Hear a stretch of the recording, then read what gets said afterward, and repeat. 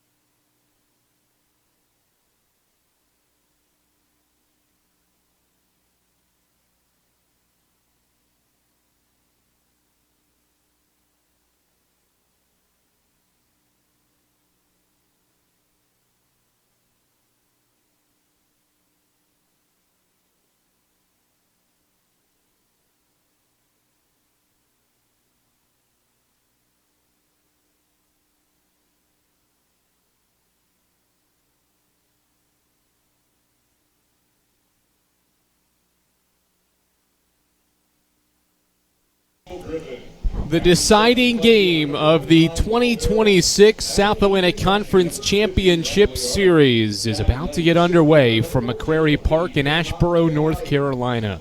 You're taking a look at Game 3 starter Kemper Nix, the senior lefty out of Spartanburg, South Carolina, gets the ball for Jim Gant's club in this winner-take-all game. 15 appearances, 10 starts, 45 innings for Kemper Nix, 2 wins, no losses, with 53 strikeouts to his ledger this season. Kemper Nix, in his 11th start of the year, will be against this Wingate lineup here today. The Bulldogs are sending out the same 9 guys. Both teams not changing a thing from the batting order from any of the first 2 games of this series. Gavin Grapuso, Jake Corville, Bowen Powell, the first 3 in the Wingate batting order against Catawba in this series finale.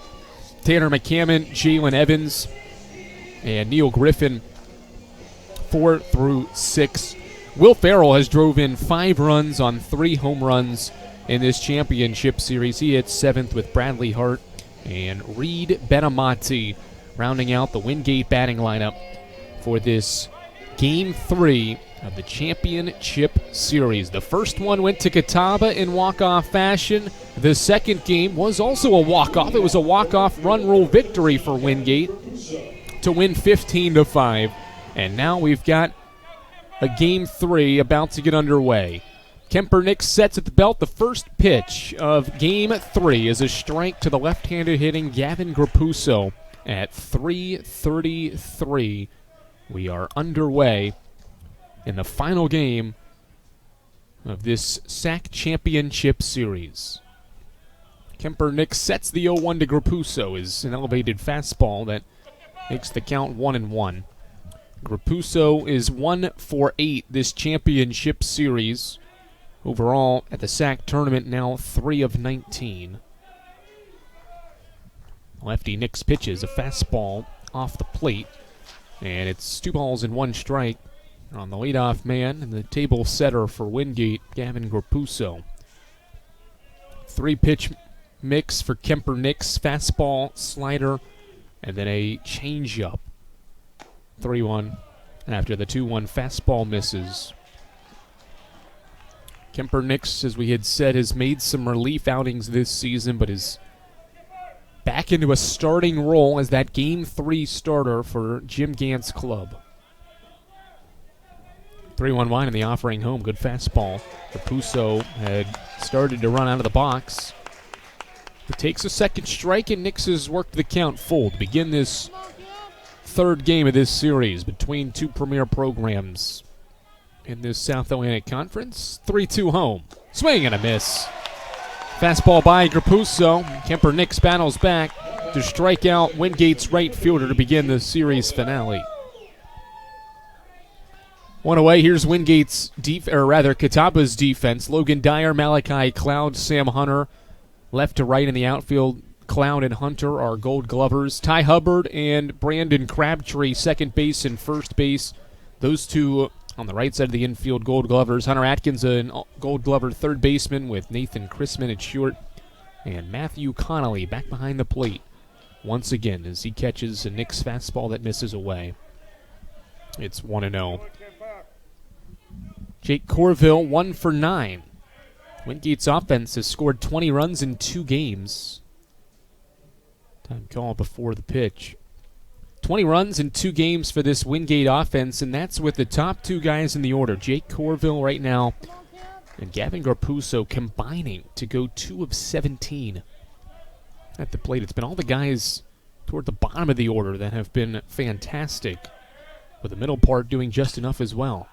Corville swings and pops up to the right side. Ty Hubbard over near to the gap on the 3-4 side of the infield to make the catch, and there's 2 away in the opening inning as Bowen Powell stands in. The Bulldogs scored multiple times to finish off that run rule victory of Catawba College Indians. 15-5, and Wingate scored 2 runs or more in 5 straight half innings, including 3 times or more in 3 straight innings to end that game. Breaking ball high to Bowen Powell, and it's 1-0. The only 2 innings in which Catawba held Wingate scoreless was the first 2 innings of the game. 1-0 home. Good fastball waist high, and Kemper Nix has evened the count. Kemper Nix came out of the bullpen in his outing against the Bulldogs back on March 21st. 1-1. Strong fastball in there for a second strike. Kemper Nix only faced Bowen Powell, Sean Sullivan, Tanner McCammon, Ben Karpowitz, and Jake Corville. Out of the bullpen, did not record an out. 1-2. Swing and a foul ball hit toward the left side. Atkins moving over, and he doesn't have any room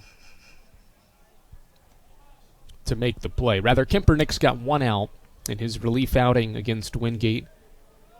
That was one of the games he did not start, and one of the stretches there in league play that he went without a conference start. Got called upon in Game 3 last weekend and is in this situation again. 1-2 fastball went upstairs, and Powell held off.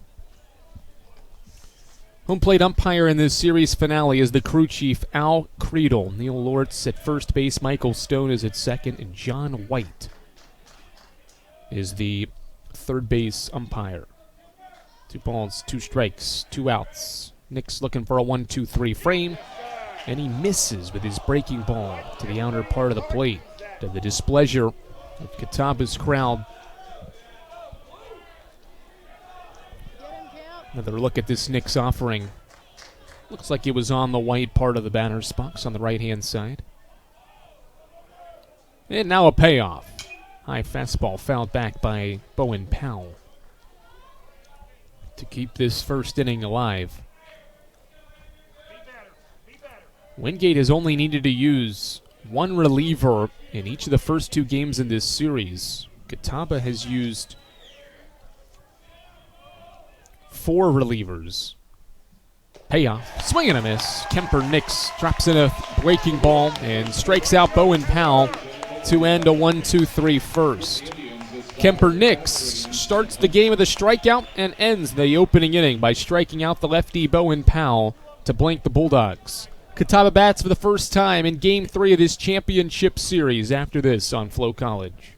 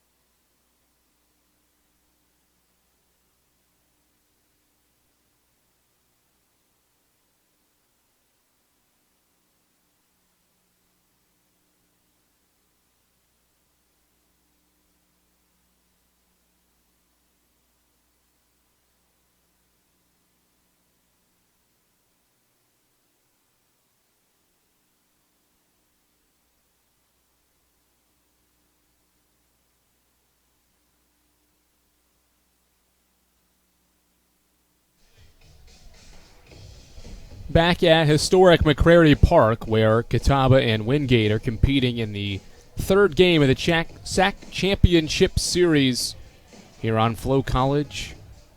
The Bulldogs will turn to Jackson Toney on the mound to make his 2nd career start. The 6'4 freshman out of Kings Mountain, North Carolina, has pitched 30 innings this season, 6.30 ERA, a win and no losses, 18 appearances, with 22 strikeouts to face Logan Dyer, Brandon Crabtree, and Sam Hunter to begin the home half of inning number 1.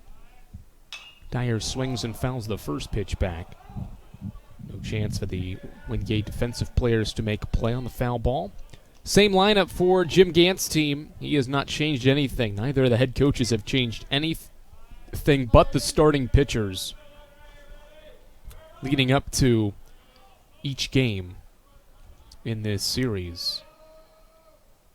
0-1. Good fastball hit toward the Wingate dugout. Dyer late on it, fouls it off. And the count moves to 0-2. Well, another start for Jackson Toney. Just his second start of the season and of his career. 0-2. Dyer hits it sharply to second. To the left goes Corville. Good play made, and Logan Dyer retired on an 0-2 pitch. Grounded to the second baseman. There's one away now for the Conference Player of the Year. Defensively, Jake Corville and Bowen Powell at second and first. Neil Griffin stays at short with Jalen Evans at third. Will Farrell, Reed Benamati, and Gavin Grapuso left to right in the outfield, and Bradley Hart is the catcher for the Bulldogs in this series finale, trying to decide the champion. Ground ball sharply to first, right to Bowen Powell, and the struggles continue for Brandon Crabtree. He had a 22-game hitting streak, and in the first game of today, and counting his efforts earlier, he is now 0 for his last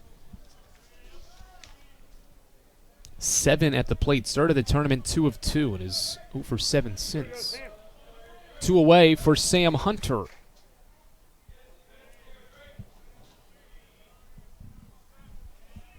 Jackson Toney sets, and the first one in by the righty is hit right to Reed Benamati. The ball hangs up just enough off the bat of Sam Hunter for Benamati to make the catch. And it's a very efficient 1-2-3 inning from Jackson Toney. Just 5 pitches to get a 1-2-3 first. Kemper Nix, Jackson Toney, Game 3 starters trade scoreless 1-2-3 firsts here on Flow College.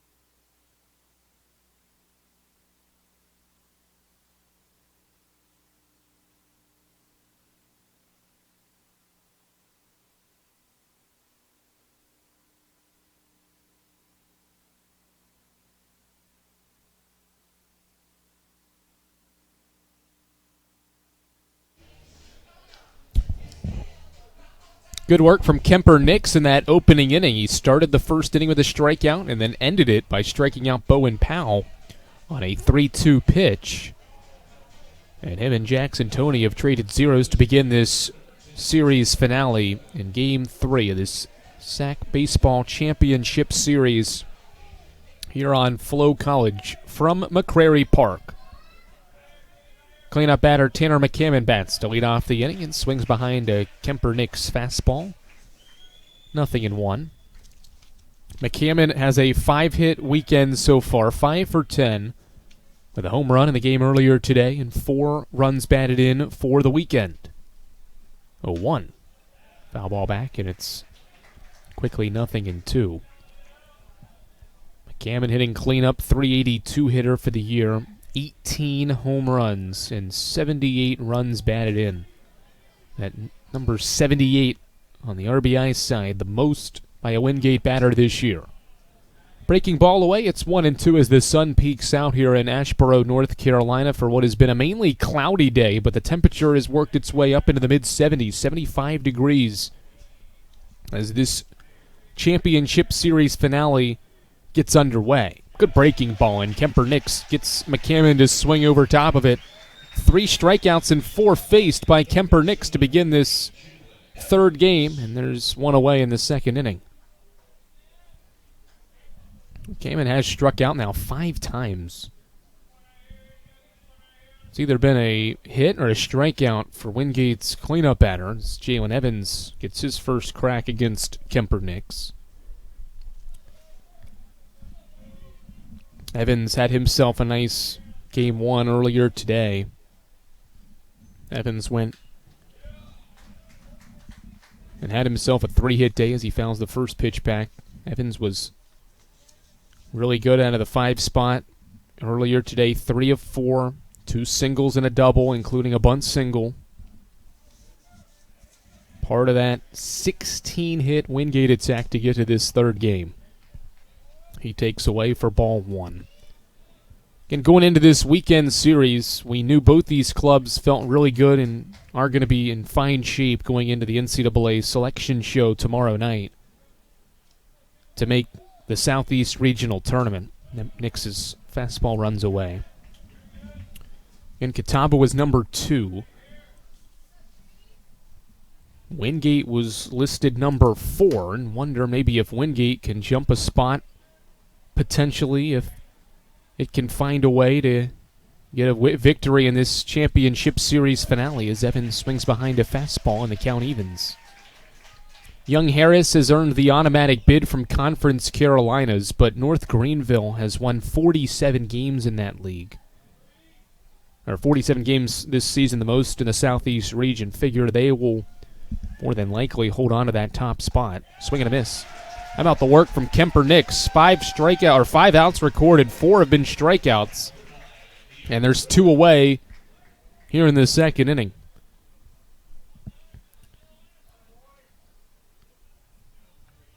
He's mixed it up with his fastball and his slider and changeup combinations, and he's kept these Wingate hitters off balance to start things off. And now the 6-hitter Neil Griffin. Fastball high for ball 1. In the Peach Belt, North Georgia is hosting the championship series against Lander, and Lander is basically the deciding team to whether the South Atlantic Conference gets a third baseball team in the tournament as Griffin pops the 1-0 pitch foul.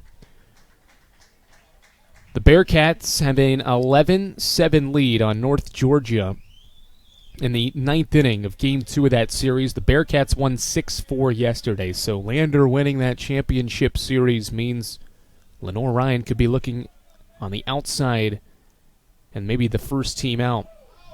Based on the analytics and what we saw from the rankings, as the count goes to 2-1.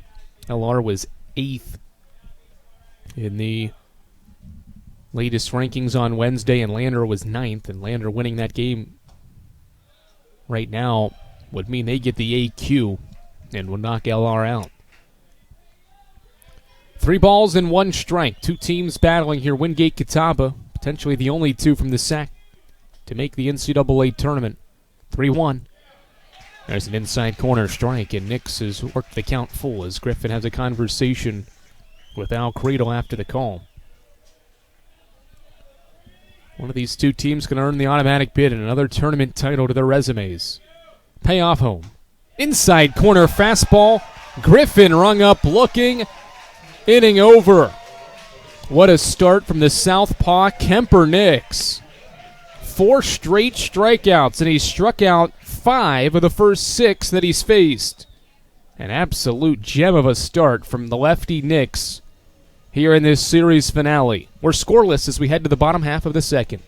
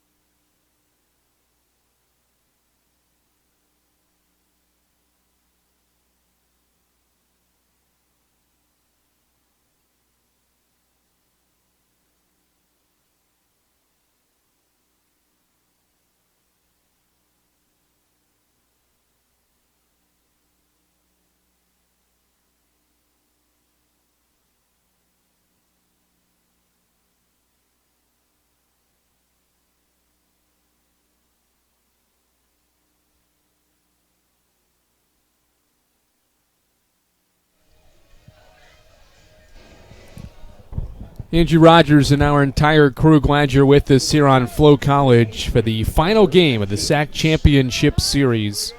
Hunter Atkins will lead things off against Jackson Toney, with Jake Dunlap and Ty Hubbard to follow. Heart of the order for Catawba for the first time in this winner-take-all game. First pitch of the inning is high for ball one. Ian Johnson, our director throughout this entire championship series. Jay West has been our replay operator. Great camera crew to help us give you great shots and all the scenes from this incredible series that's gone back and forth and has given us everything we've asked for. Strike one to Hunter Atkins. Noah Penland, Itzy, and Mitzi Ayala, and Blair Cherry, our camera operators. Foul ball by Atkins, strike two, with Rayanna DeCrow along the sidelines all weekend long. Glad we've been able to bring you this SAC Championship Series. And it's come down to the last game of the series to determine the 2026 tournament champion. Hunter Atkins started his championship series with a 3-run home run. His first at-bat. And he takes off the plate as Toney's fastball missed away, 2-2. Jackson Toney's second start of the year, fastball slider and an occasional splitter from the freshman righty that has come set. And the 2-2. High fly ball out toward left field. It's hooking and it will go foul. Would have been well far enough to leave the yard, but it was pulled foul. Just .323 down that left field line. And Atkins stays alive in his first AB against the righty Toney.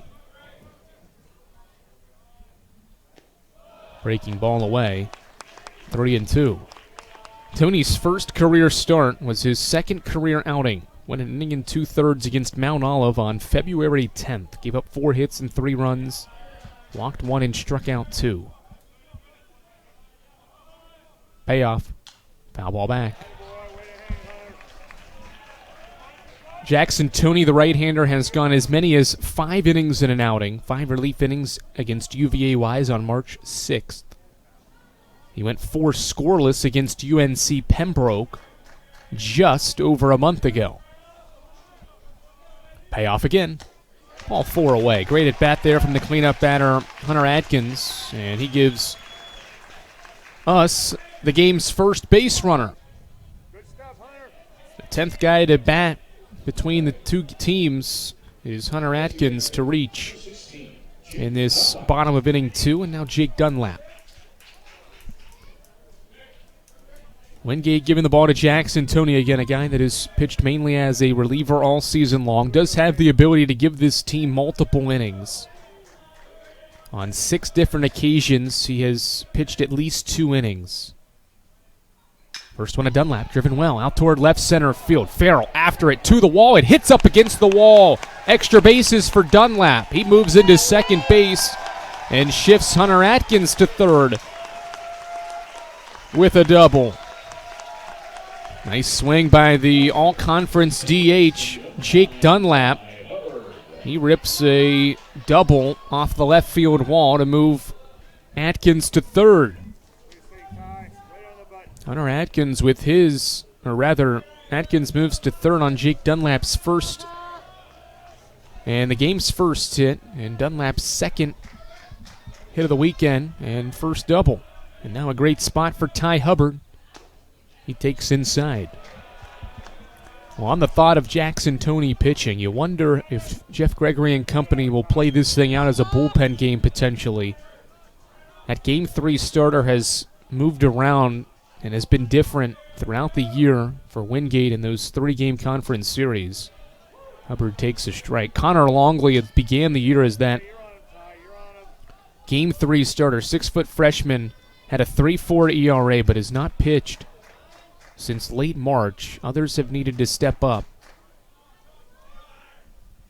1-1. It's softly out towards center field. Benamonte charging in. He'll make the catch. Tagging from third is Hunter Atkins. The throw to the plate is up the line and late. And the game's first run is scored on a Ty Hubbard sacrifice fly. And the regular season champs lead 1-0. Job done. Dunlap stays at second base. Hit just deep enough, about halfway out to center field. Benamonte got a good running start, but the throw was well late and up the line. Hunter Atkins scores the game's first run, and it's 1-0 here in the second inning for Nathan Chrisman. First pitch, high fastball. Colt Nelson has made 7 starts for Wingate this season, 9 appearances, another freshman right-hander. But he hasn't pitched in just over a month as well. Breaking ball away, and so this Bulldogs staff has had to put some things together here down the stretch. In this season, in those third games of weekends, to get to this spot. 2-0 set in the offering home. Good fastball.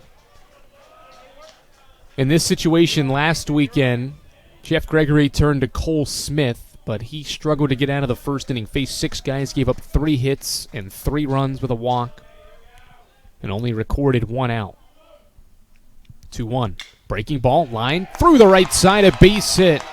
Rounding third is Jake Dunlap. He trips over third base and will have to hustle back to third. It should have been a second run for Catawba, but Jake Dunlap tripped over third base, and so Chrisman's base hit is just a single to move Dunlap to third. Good rip by Chrisman. Just got it past the outstretched diving Jake Corville. But then Dunlap tripped around third and luckily hustled back to get to the bag safely. First and third, and now Matthew Connolly's first AB comes with 2 on and 1 out. Runner takes off from first, pitches outside for a ball. Throwdown is late. There's the Catawba base running. Nathan Chrisman takes off and swipes second base for his 19th stolen bag of the year. And now runners are at second and third for Connolly. Bulldogs facing some pressure here early in this winner-take-all game. 1-0. The breaking ball evens the count.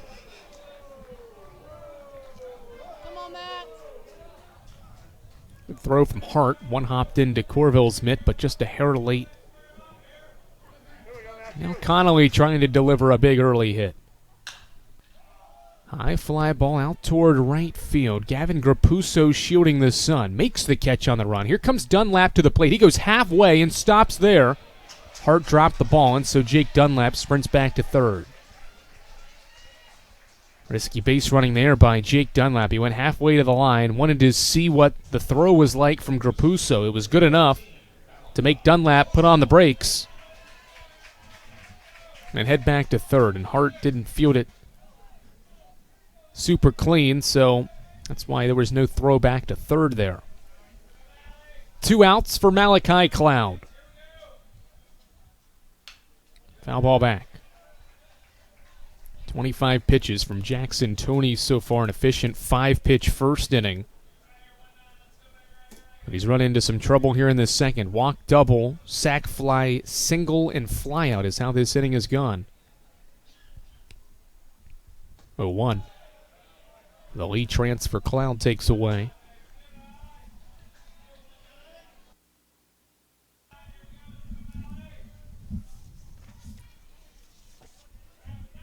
Malachi Cloud 2 for 6. His only RBI on that game-winning home run yesterday. Hits one softly third base side in no man's land. It'll be an infield RBI single for Malachi Cloud.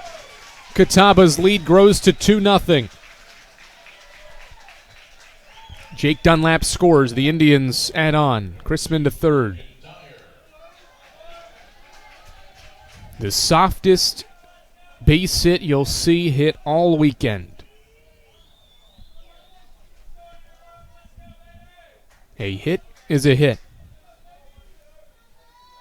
2-0 Indians, and now the top of the order in Logan Dyer. Wonder if Cloud takes off early here with runners at the corners. There he goes. Pitches inside for a ball. Oh, it is a strike. And Cloud swipes second base with ease. 29 stolen bases now for Malachi Cloud. And now two more are in scoring position for Logan Dyer. Tony's 0-1. Ball into the turf. Gets away from Bradley Hart. Sprinting home is Nathan Chrisman. And the lead for the Indians is 3-0.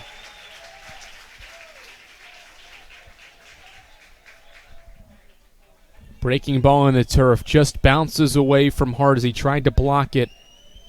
And the Indians have now scored twice here in the third, or in the second, with 2 outs.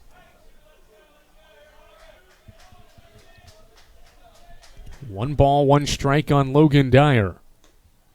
He takes ball 2. Wild pitch has brought home a third run for Catawba in this winner-take-all game. First time the Indians have scored multiple runs in an inning. Or 3 or more, I should say, since the first inning yesterday. High fly ball left center field. Benamati charging in. He'll make the catch.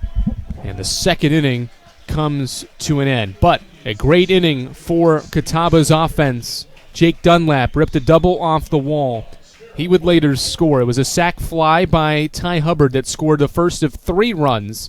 An infield single plated a second, and a wild pitch plated a third. 3 runs on 3 hits. No errors, 1 left by the Indians, who lead 3-0 after 2 here on Flo College.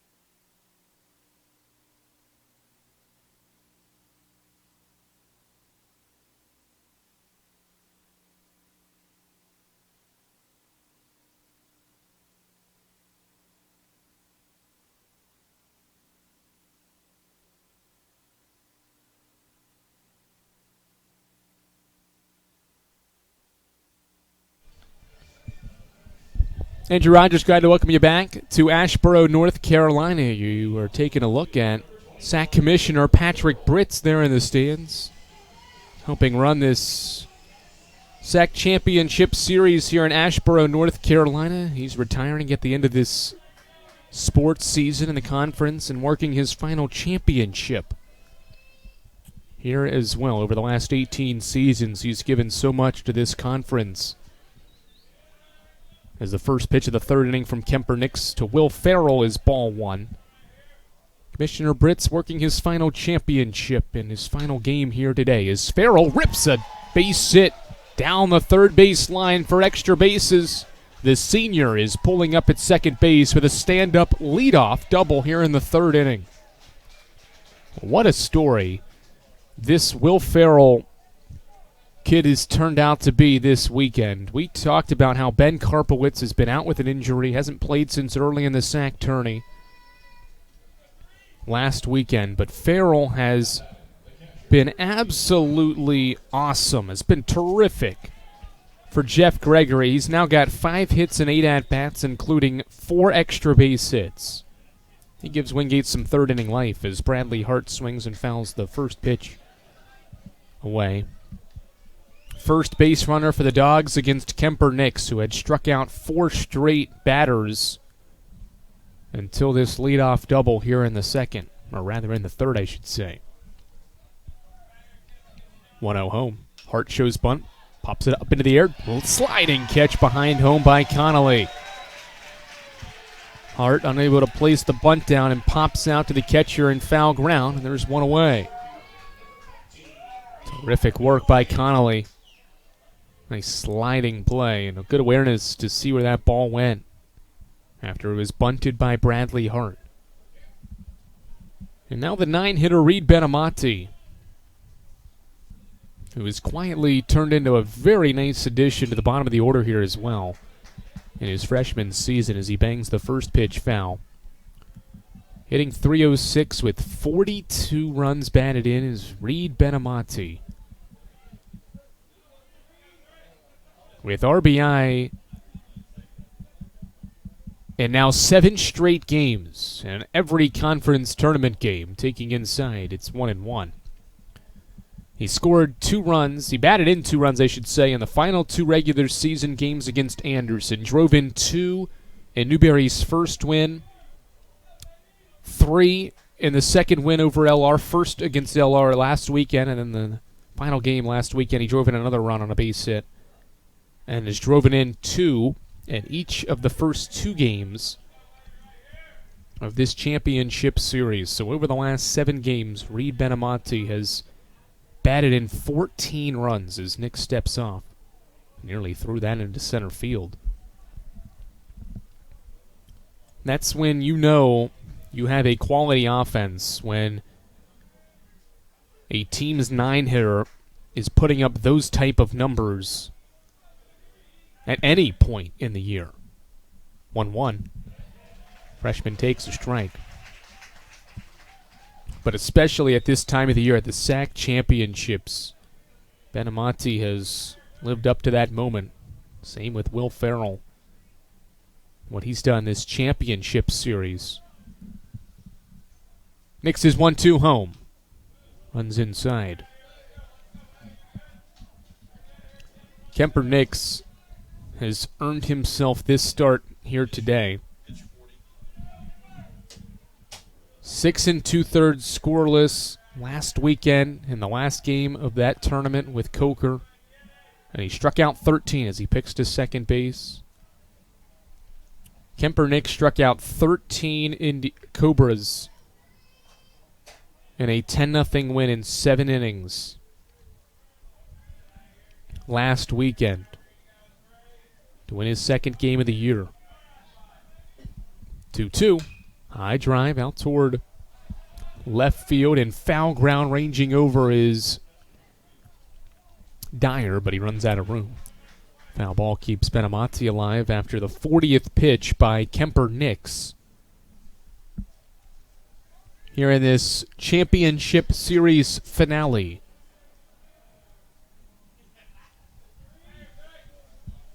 A 9-hitter Benamati battling with the southpaw Nix here in the third. Breaking ball left high, and it's a full count. Haven't been many 3-ball counts here early on against Kemper Nix. This just being the third early on. Benamati has worked it full. 3 balls, 2 strikes. And fouls another one off.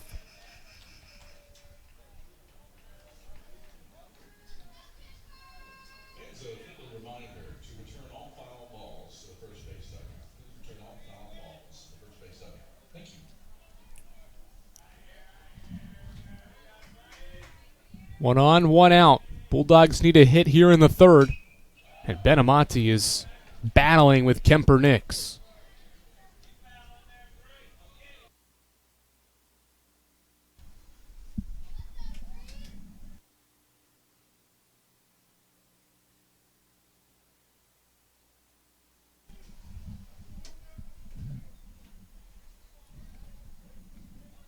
Nix will pick to second base again to keep a close eye on Will Ferrell.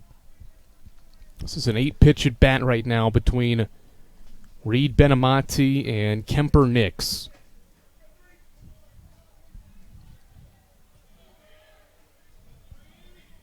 Indians have a 3-run lead. Another payoff. Swing and a sharply hit grounder to third. Atkins trying to tag Ferrell. He won't get him. An infield, well, fielder's choice potentially here as Atkins fielded the ground ball, but tried to tag Will Ferrell out, but realized Ferrell was out of his grasp, and by the time he thought about a throw, Benamati was already at first base. The Indians don't get an out on the play, and there's runners on the corners for Gavin Grapuso. Will be a fielder's choice. Most of the time, if there's a guy at second base and a ball's hit to that left side, rarely runners go, but Ferrell went there. It actually worked. Runner from second takes off, ball into the turf, gets away from Connolly. Here comes Farrell home, and he slides in safely. 3-1. Now about the base running from the veteran Farrell. Bulldogs have their first run of this third game in this series. It's 3-1. A fielder's choice with no out recorded, and then a wild pitch has brought in Wingate's first run. Benamati was in motion on the pitch, and so he swipes his 25th base of the year. And now the Indians want to slow things down here. Chrisman out to talk with his catcher Connolly and his pitcher Kemper Nix. In this third inning, that's turned into a little bit of a chaotic inning here for Catawba defensively. A rare mistake from Hunter Atkins. Instead of just throwing to first, he saw Farrell running to him on a ground ball hit to the left side of the infield. Didn't get the out on trying to tag him out. That put two runners on base, and then the next pitch was a wild one to plate Farrell and make it 3-1. Now Nix is 1-0 as a fastball in there for a strike to level the count with Gavin Grapuso. And a lefty-lefty matchup as Nix faces this Wingate order the second time through. 1-1. Ground ball to Atkins. He can redeem himself here as he throws to first. Play is made. Here comes the throw back to third. Benamati slides in safely. Risky base running, but good base running from the center fielder. Waited on the throw from Atkins to go across, which was in time to get Grapuso, and then Crabtree launched it back across the diamond with Chrisman covering, but just barely missed out on a double play to end the inning. Runner at third for Jake Corville. 1 for 10 is Jake Corville in this championship series. First pitch runs well high from Kemper Nix for ball one. Corville's only base hit was a two-run single earlier today. Started the scoring for the Bulldogs and tied the game in the third inning in the second game of this series. 1-0.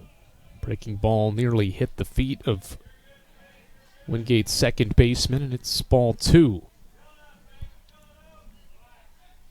Nix trying to settle back down. Two flawless innings to begin his day. He's run into some trouble here in the third, but can just limit Wingate to the one run by getting Corville. 2-0 home. Swinging a hit ball down the line at third, a base hit. Wingate's made it a one-run game. Corville around first base. He's hauling into second with a stand-up, two-out RBI double. Fourth RBI of the championship series for Jake Corville. Makes it a one-run game here in the third. Another base hit down the line in this second inning. Both hits for Wingate are down the third base line. The first that began this inning by Will Farrell, and now a double by Jake Corville.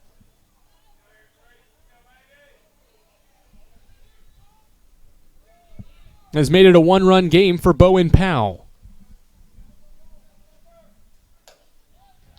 Lefty-lefty matchup, and Nix fires in a strike on his 51st pitch of his 11th start of the year. Nothing in one set at the belt. Nix looks at second base and pitches. Breaking ball popped up. Crabtree and Hubbard shielding the sun. Crabtree is under it to make the catch.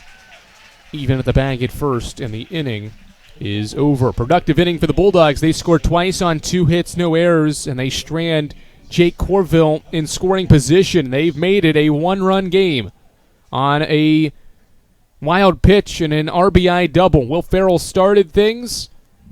The Bulldogs take advantage. Wild pitch scored the first run. And then Jake Corville rips an RBI double down the line at third to make it 3-2 after 2.5 here on Flo College.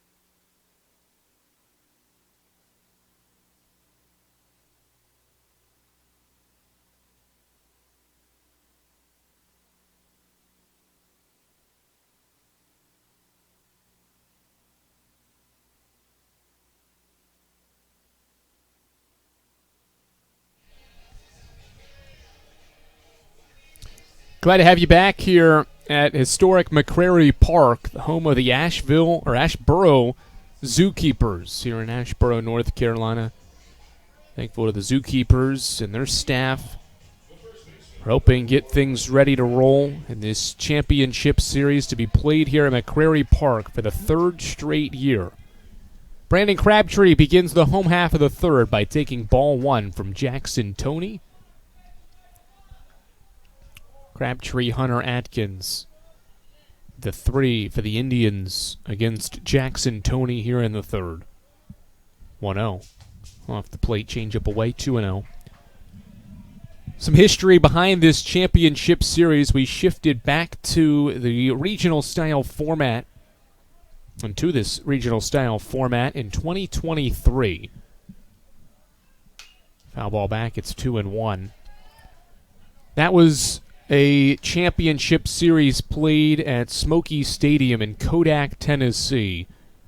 A series that saw Lincoln Memorial take the first game 11-5 over Newberry before watching the Wolves win the next two in a doubleheader that was actually played on a Monday, May 8th, and won by the Wolves 5-4 and 8-4. 3-ball, 1-strike count, and Crabtree waits and drives it high in the air. Jalen Evans shielding the sun with his right hand, moving to his left, makes the catch, one away. Struggles continue for Brandon Crabtree. Here this weekend, he was 0 for 4 in Game 2. Is now 0 for 2 in this game and is 0 for his last 8. One away for Sam Hunter here in the third. In 2024, it was Wingate that made it to the SAC Championship Series, and the Bulldogs took care of Lincoln Memorial in 2 games. And then last year, it was Catawba in this championship series, taking down Lenoir-Rhyne 10-3 and 10-4 to sweep the Bears and not need that third game to win the tournament championship for a 9th time. Ground ball foul by Sam Hunter. It's 1-1 on Catawba's right fielder. And so, since this series has been played at McCrary Park, this is the first time in 3 years there's been a winner-take-all game, and just the second time in 4 seasons in this regional-style format with a championship series at the end that the winner-take-all game has been needed. Last time was 2023, and the team that won that championship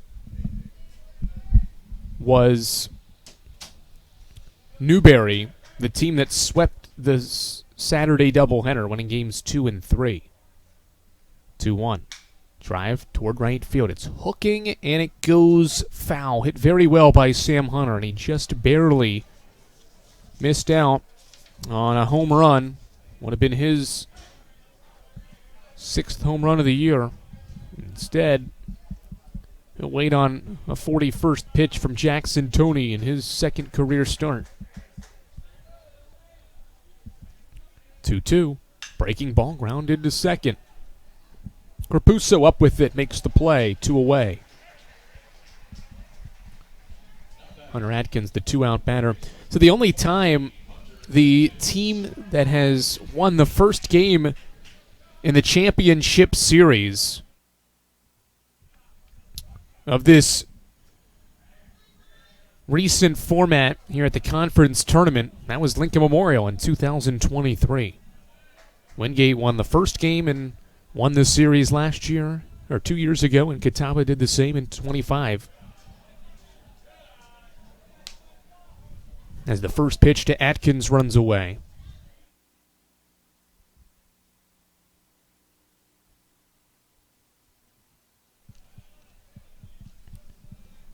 One ball, no strikes. Atkins drew a first-inning walk.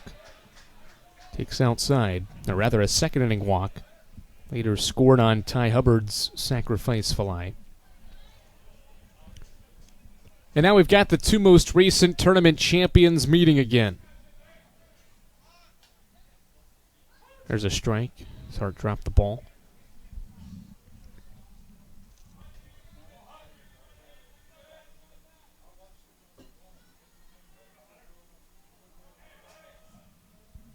3-2 in the third. A 3-run third by Catawba was matched by 2 for Wingate in the top half of this third inning. Here's a sharply hit ball through the left side for a base hit, and Hunter Atkins has Catawba's 4th base hit. And he stays hot this championship series as well. Atkins now 5 for 9. In this 3-game set with the Dogs, and now Jake Dunlap.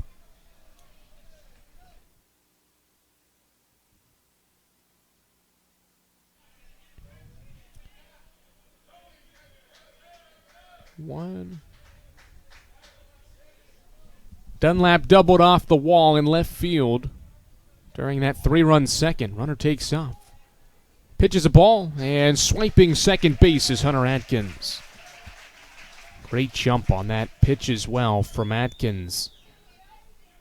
The Bulldogs continue to be effective on the bases. Hunter Atkins steals Catawba's 3rd base of this 3rd game of this series and his 6th of the year. Breaking ball from Tony misses. It's 2-0. Both teams have had some nice 2-out rallies in this series. 2 of Catawba's 3 second-inning runs were scored with 2 outs. Hoping to do more of the same here in the third as Dunlap has worked himself into a 3-ball count, 3-0.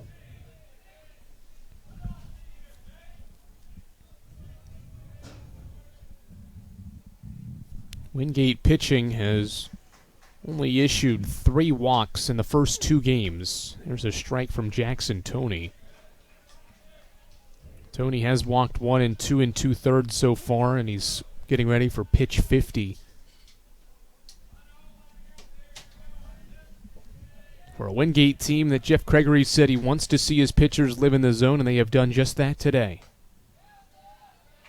Ball 4.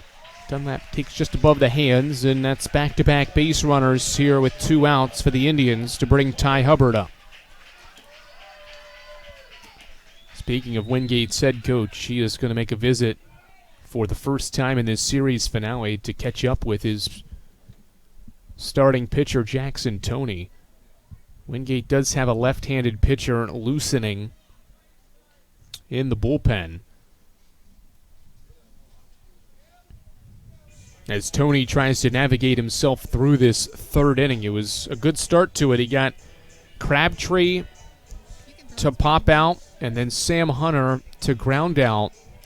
But now the 3rd inning has gotten a little interesting with 2 aboard with 2 outs. Let's send it to the second member of our team, Ray DeCrow, down by the field. Ray. Yeah, I was just noticing how both of these head coaches have talked about how important it is in this series about managing the game, and both of these coaches have left in their starting pitchers for quite a few hits, quite a few runs, because you want to make sure if you come to this point that you have arms left that can close out games, and both of these head skippers have done a really good job of managing their starters to keep them out there as long as possible. Yeah, absolutely. That has been an important thing for these 2 teams, not only in this series even, but also all season long. You can't get to this spot without managing games correctly and being able to utilize your bullpen effectively. Can Toney work himself out of this 3rd inning? Good mound visit. His first pitch after it's a strike to Ty Hubbard. He scored the game's first run on a sac fly. Last half inning. 0-1 pause. 2 looks at second. Swing. High drive. Right field. Grapuso nearing the line. He is after it into foul ground. Makes the catch. And the inning is over. Jackson Toney manages through that situation to keep this a 1-run game. Hunter Atkins with a 2-out single. Jake Dunlap reached on a walk, but they're left aboard. No runs on a hit, no errors. 2 left by the Indians. We've played a third of this championship series finale. It's the Indians 3 and the Bulldogs 2.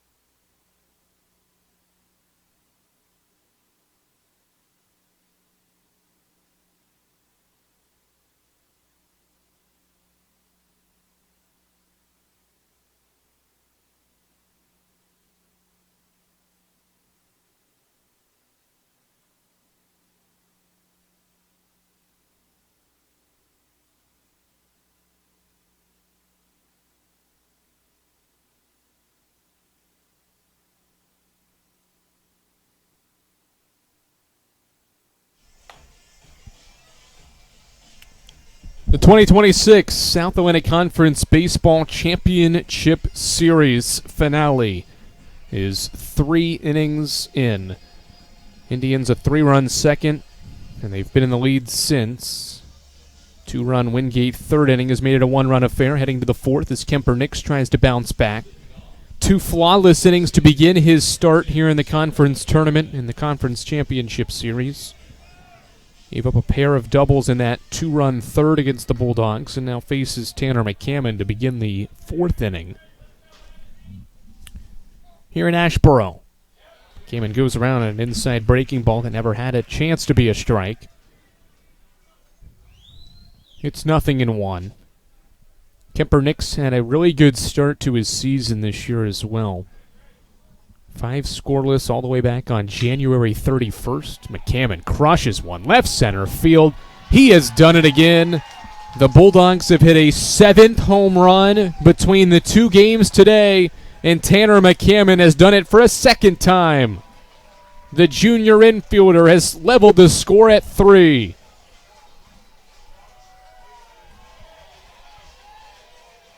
The power is always there. It's always a threat, and McCammon's long ball is his 19th of the year to level things at 3.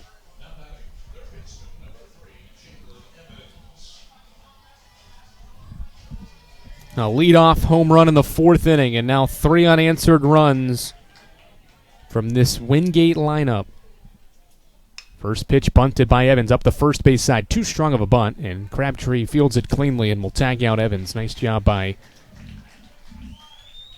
Brandon Crabtree to quickly play this bunt from Jalen Evans. Just hit too hard on the bunt attempt from Evans, who's bunted for a hit today. 1-0 now for Neil Griffin. Was just about to talk about the success of Kemper Nix this season, and then right on cue of it, Tanner McCammon had other ideas to tie things up at 3. Griffin takes a strike, but Nix began the year 5 scoreless and only allowed 4 runs in his first 17 innings on the mound this season. Had 16 strikeouts as well, as his second pitch to Griffin is also a strike.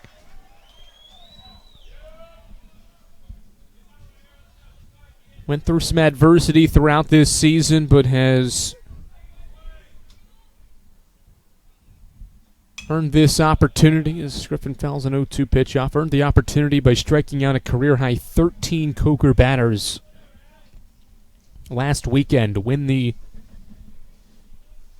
weekend for the Indians to get them to this spot. And now he's got the ball in this winner-take-all game. 0-2 grounded sharply to third. Backhand play on the line by Atkins. Low throw. One hops into Crabtree's mitt. 2 away. Hunter Atkins has made some terrific plays. The Gold Glover at third gets some help from his Gold Glove first baseman Crabtree. And there's 2 away in the 4th inning. Good bounce-back work here from Kemper Nix after the leadoff bomb.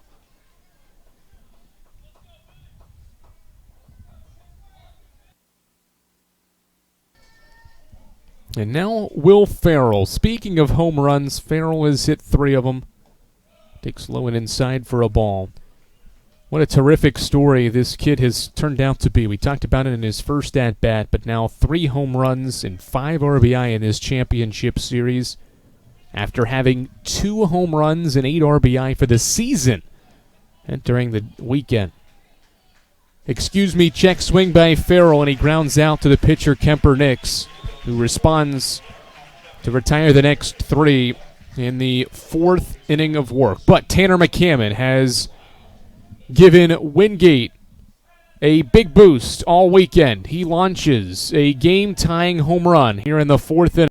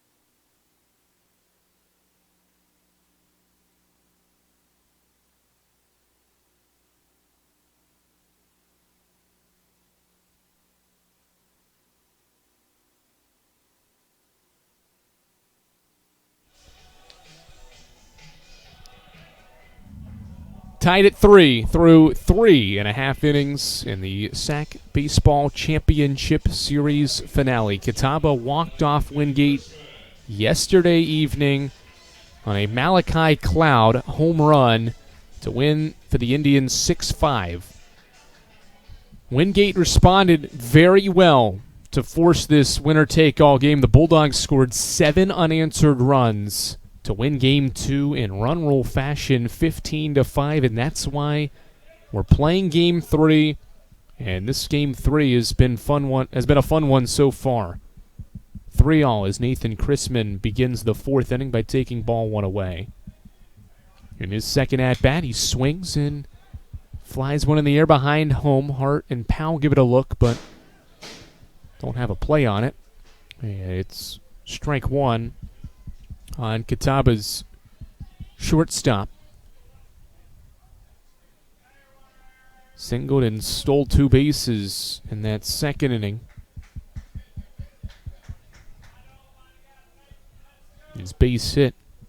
Hope to continue on that 3-run second inning as he drives one out towards center field. Good speed, and running after it is Reed Benamati to make the catch near the warning track to retire Chrisman, who hit it well.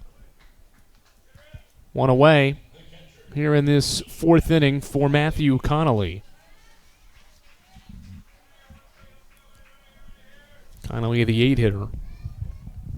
We've talked about this a few times now, but this this Catawba lineup at the plate has 6 all-conference players. The first 6 hitters in the order are all-conference players. Logan Dyer, first-team all-conference outfielder. Or second-team, I should say. Brandon Crabtree, the player of the year. Sam Hunter, first-team all-conference player. Hunter Atkins, third-team. Jake Dunlap, first-team. Ty Hubbard, second-team. But those 6 have been really good. But how about Matthew Connolly's walk-off in the second game of the tournament last weekend for the Indians as he fouls an 0-2 pitch back and out of play. And then Malachi Cloud to begin this series and be the reason Catawba's won a game in this series, walking off with a home run in yesterday's victory. Talk about Wingate's depth in the bottom part of that order, but Catawba's has posed just as much of a threat with 2 guys with walk-off winners in postseason play for this Indians lineup. 0-2 again. Tony's fastball goes low, and it's 1-2.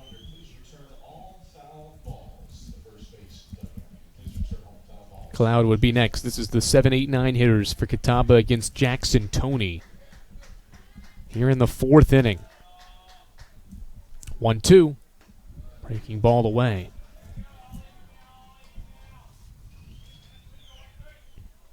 Indians are trying to do the double, trying to become the second team to ever win consecutive regular season and tournament titles. 2-2 to Connolly is high and away, 3-2.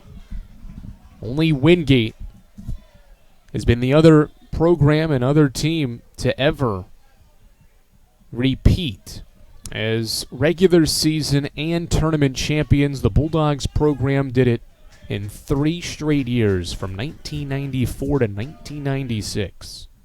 Payoff to Connolly, driven well out toward left field. Farrell back to the wall. Connolly has given Catawba the lead back. A big fly to left for Matthew Connolly, his 12th of the year. The Indians show some power to regain a 1-run lead.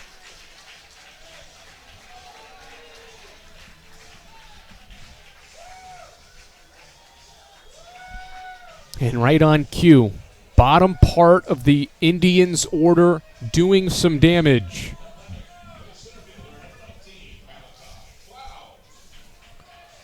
Fourth home run by Catawba this weekend. 4th different Indian to homer as well.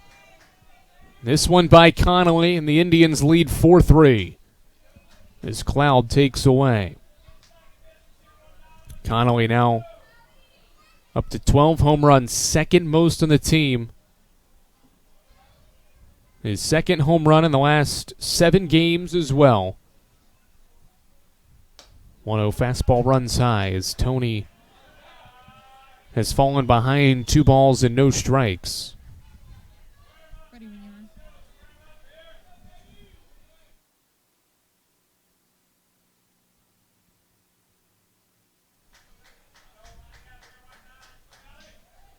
Tony's 2-0 is low to Cloud. It's ball 3. Going to send it down to Ray Anadicro with more on Catawba's approach to this postseason. Ray.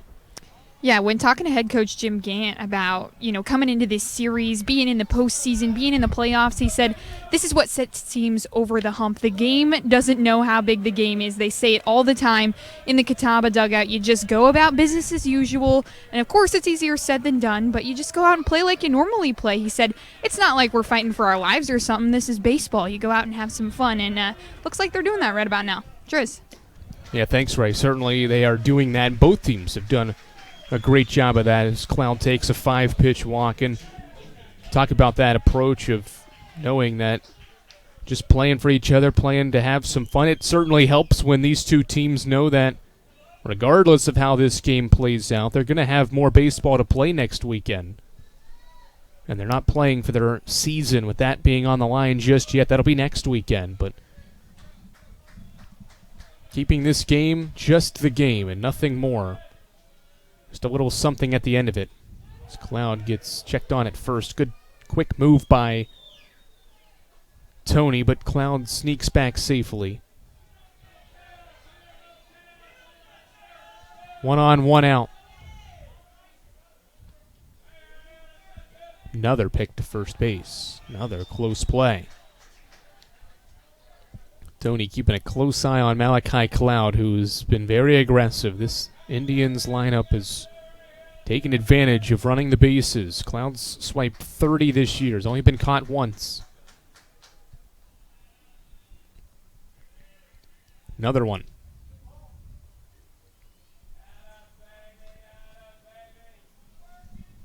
Jeff Gregory, prior to this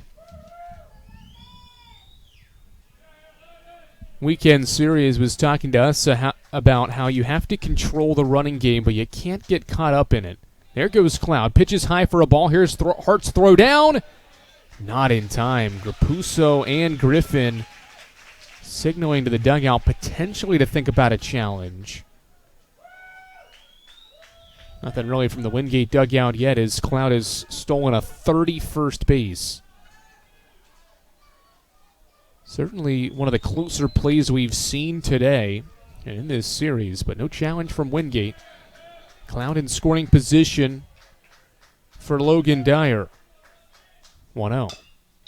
Line drive slicing into the Wingate bullpen, over top of it, foul.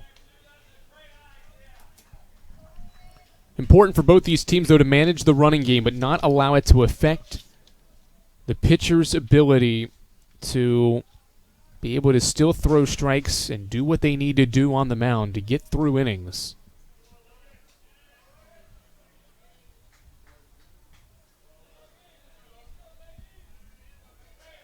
Cloud in scoring position. 1-1.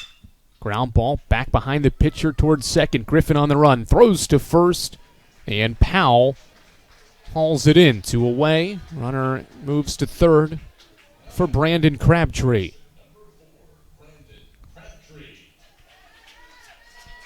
Two-out batter is the SAC Player of the Year, Brandon Crabtree,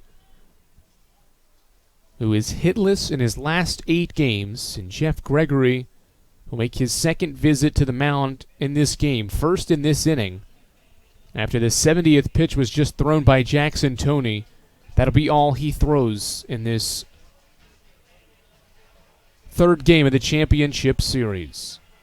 70 pitches, 3 2/3 from Jackson Tony. It's a 1-run game. The Bulldogs will turn to a left-handed pitcher to face the lefty Crabtree here late in the 4th inning. 4-3 Indians. They've got the lead back here in the 4th inning.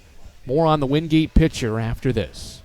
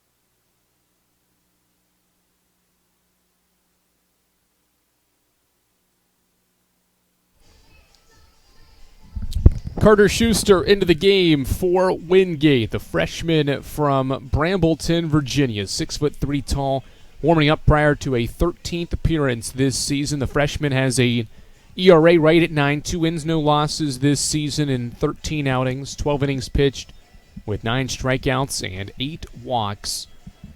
Jeff Gregory and company wanting this lefty-lefty matchup with Schuster set to face Brandon Crabtree with a Catawba base runner and Malachi Cloud at third with 2 outs here in this 4th inning. Andrew Rogers, glad you've been with us throughout this entire championship series, especially today.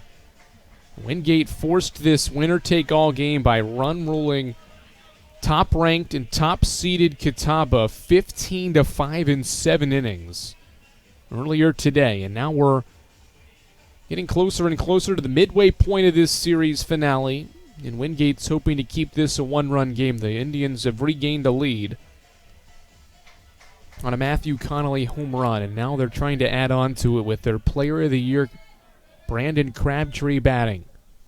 Lefty-lefty matchup here in the 4th. First one home is a breaking ball away.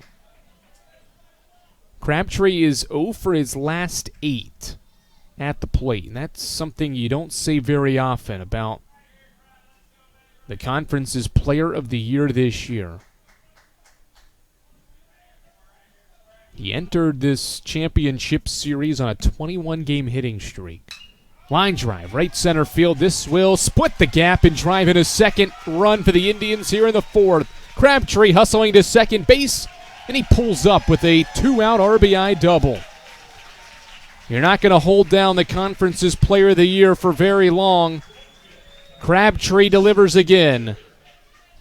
An RBI double into the right center field gap extends Catawba's lead to 5-3.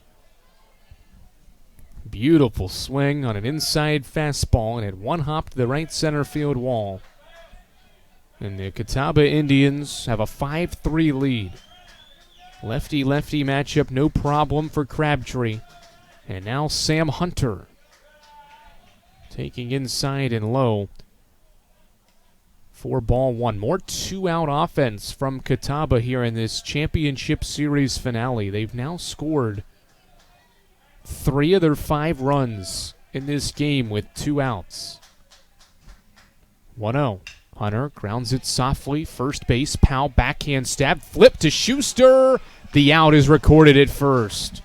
Great work by Powell. One freshman flips to another, and the pitcher Schuster gets to the bag before Hunter to end the 4th inning. But Catawba has responded back after Wingate tied the game.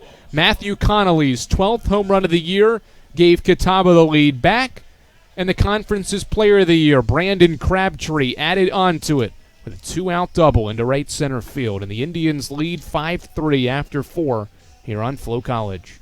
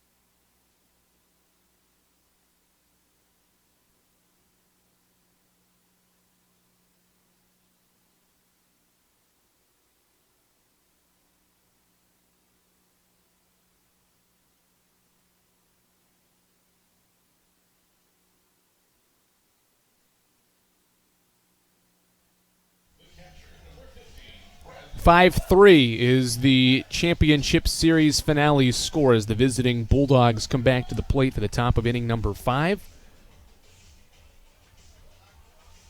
Catawba fan enjoying some popcorn in this championship series finale.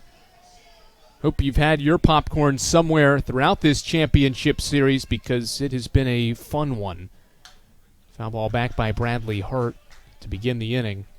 Even though the first game today was in run rule fashion for Wingate, it was still a close game early on, and it wasn't until late that the Bulldogs scored 7 unanswered runs in 2 innings to run away with that victory.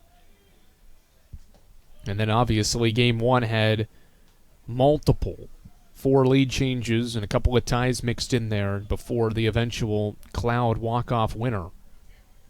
And so far in this one, even though Wingate has not led, they've tied the game in the 4th just for Catawba to regain the lead. And now Kemper Nix pitches into the 5th with a 2-run lead.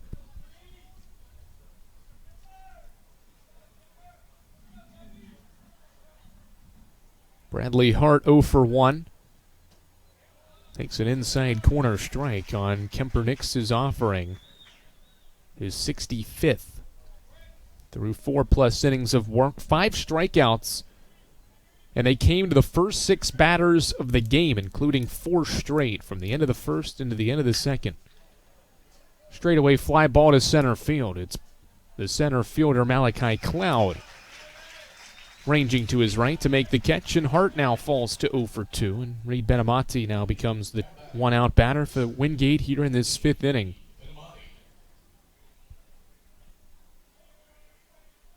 Bulldogs, most home runs in the conference this season. They have had a great championship series, up to 91 home runs on the year. Swing and a miss by Benamati behind the fastball from Nix. That's what makes this Wingate lineup so dangerous. The deeper we get into this game, the more dangerous it becomes because you know every pitch matters. Foul ball back is strike 2. Because this lineup 1 through 9, all of them have the capability to change the game with one swing of the bat. That was the case earlier. 6 home runs, second most in a game for Wingate this season. They've added another one in this game from Tanner McCammon as Nix misses outside. And so any time down the stretch, even from this point on, any pitch with runners on base could be a big turn in this game with the way these Bulldogs have swung the bat. Good breaking ball, and there's the 6th punch out from Kemper Nix.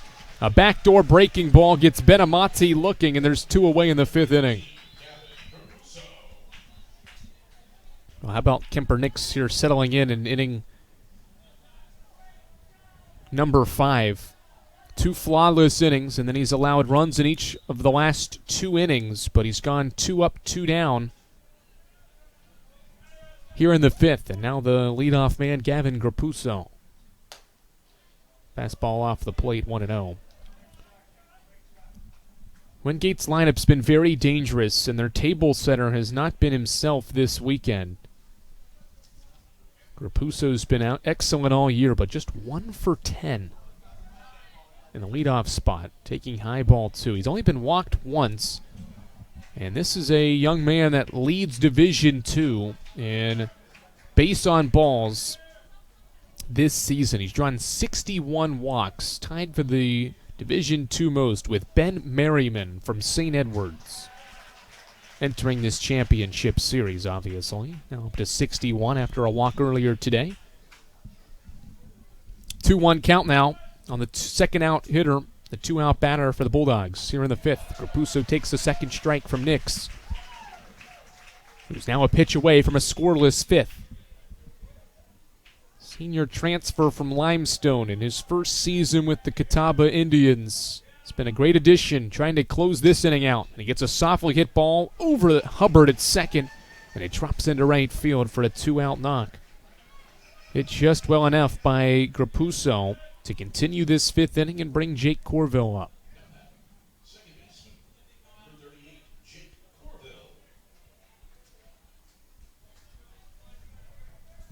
Wasn't hit all that well. A breaking ball that he had to throw his hands at, but did just enough to fling it into right field for Wingate's 4th hit. And now Kemper Nix has to face the second hitter, Corville.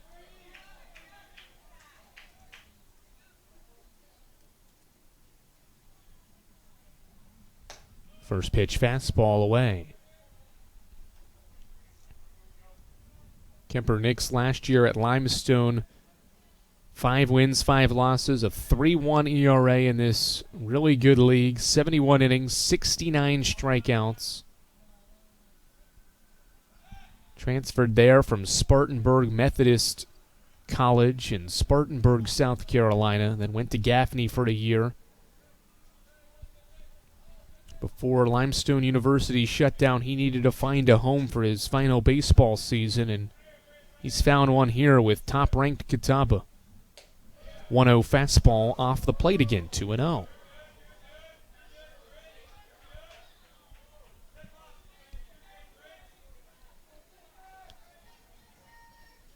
Even though Wingate lost game 1 of this series, something that stood out about this Bulldogs order was their ability to hit the baseball with 2 outs. 2-0 strike. Bulldogs had 8 of their 12 hits in the first game of this series with 2 outs, despite the loss. And then earlier today in game 2 of this series, the Bulldogs had 3 more 2-out hits. Picked to first base. Grapuso has reached on a 2-out base hit. And for the weekend, the Bulldogs have 13 2-out base hits. To put that in more of a perspective, overall, the Bulldogs have compiled 32 hits. So just under half of the hits are with 2 outs. They've got Grapuso picked off. Nix throws to first, and then Crabtree to second to catch Grapuso, who was trying to steal second. And the inning is over. Nice job by Nix off the mound. He got Grapuso leaning towards second base, and then Crabtree completed the caught stealing by throwing to the shortstop, Chrisman, to end the inning. 5-3 Catawba after 4.5 in the championship series finale.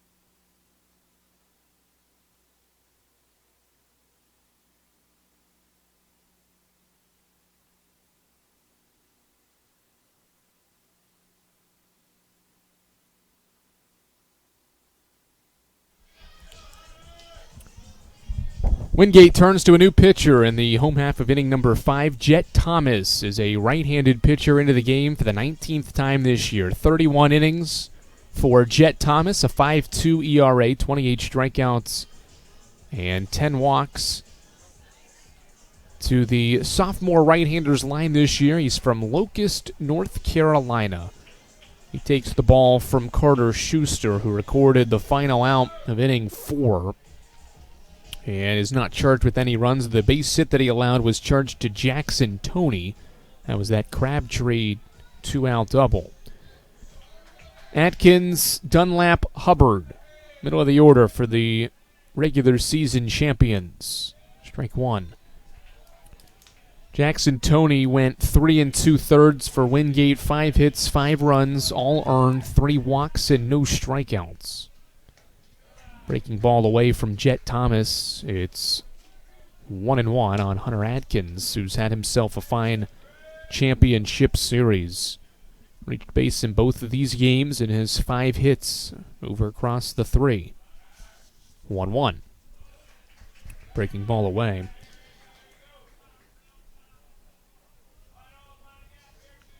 Jet Thomas has 4 pitches in his repertoire. Mainly fastball, slider, but does have a cutter and changeup that he'll occasionally use, as Atkins rips a fastball Up against the left field wall. Extra bases for the sophomore third baseman who slides in head first with a leadoff fifth inning double. 3 plate appearances, and Atkins has been on base in all 3. He rips a 7th Catawba hit into left field, an extra base hit off Jet Thomas to begin the 5th inning. Outstanding hitting from Hunter Atkins. His first double in Catawba's just 3rd double in this championship series, and 2 of them are actually now 4 doubles, and 3 of them are in this game. Here's a fly ball. Dunlap slicing one near the line. Farrell after it. He'll make the catch in deep left. Dunlap flies out on the first pitch, and Atkins stays put. It's 1 away. Wingate's pitching staff has done a good job limiting extra base hits up until this game.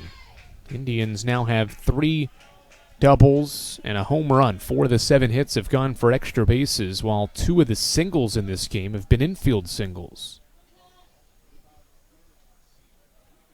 Swing and a liner foul beyond the third base dugout, and it's 0-1 on Ty Hubbard.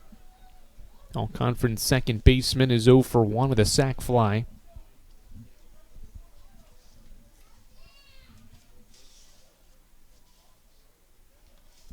Having his best season at the plate is Hubbard, as Thomas comes set. A long pause, and with 3 to pitch, elects to step off.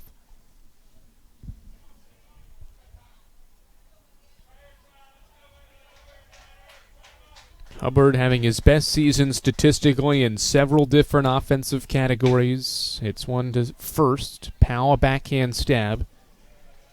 Runs to first base to make the play. Unassisted, put out. Is the second out of the 5th. Atkins to third with 2 away for Nathan Chrisman. On the Hubbard ground ball. 5-3 in the 5th.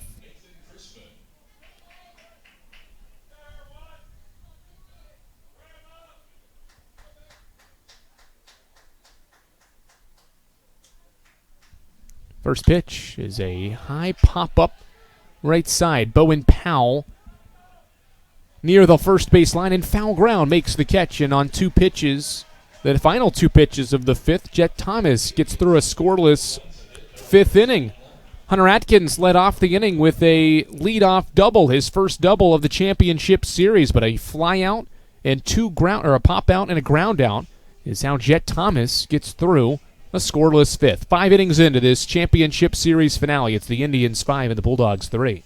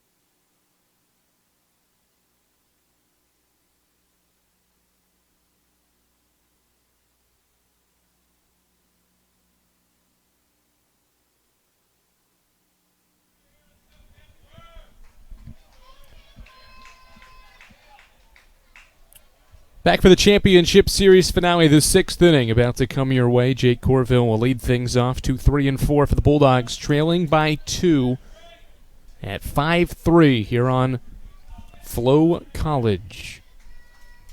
The Bulldogs have been held to just 4 hits through 5 innings. First pitch from Kemper, Nix runs away. Bulldogs have double-digit hits in each of the first 2 games in this series. 12 in the series opener, 16 in the game Wingate won earlier today, but just 4 against Kemper Nix, who gets a swing and a miss from Jake Corville. Outstanding year for Jake Corville. Him and Tanner McCammon, 2 Bulldogs that have started in every game this year. Or Jeff Gregory this season. 1-1 swing and a miss. And it's strike 2. To begin this 6th inning, a 2-run game. The team that has led after 4 innings and 5 innings in each of the first 2 games in this series has gone on to win the game. 1-2 fouled back. And that's even with Catawba losing a lead in that series opener. Remember, it was Will Farrell's 2-run home run in the 6th inning of Game 1 that Jim Gant's team went down a run, but responded back and eventually walked it off.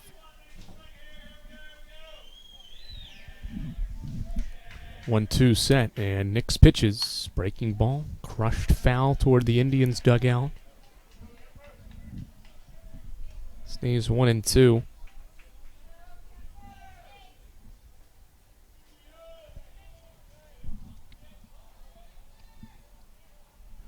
Corville has one of Wingate's 4 hits, a 3rd inning double.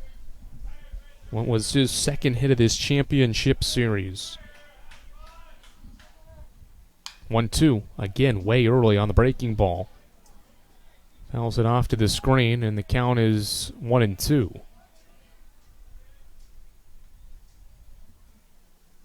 Bulldogs have some arms loosening as Kemper Nix's pitch count is north of 80. 5 innings of 3-run ball with 6 strikeouts and no freebies allowed. Another 1-2. Ball into the turf, and Corville's really making Nix work here to begin this 6th inning. With the South Atlantic Conference Tournament Championship on the line here in Asheboro, North Carolina. Nix's 8th pitch to Jake Corville is away, and it's 3-2. Quality at bat and battle here from the junior infielder from Columbus, Georgia. Trying to kickstart a 6th inning offensive surge from Wingate. Payoff. Ground ball foul, and Corville will work to a 10th pitch.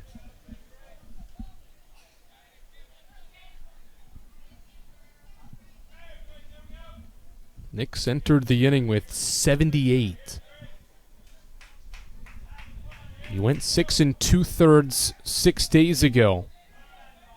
Pitching into the 6th inning of this championship series winner-take-all game. Another payoff. Breaking ball fouled off just barely by Jake Corville.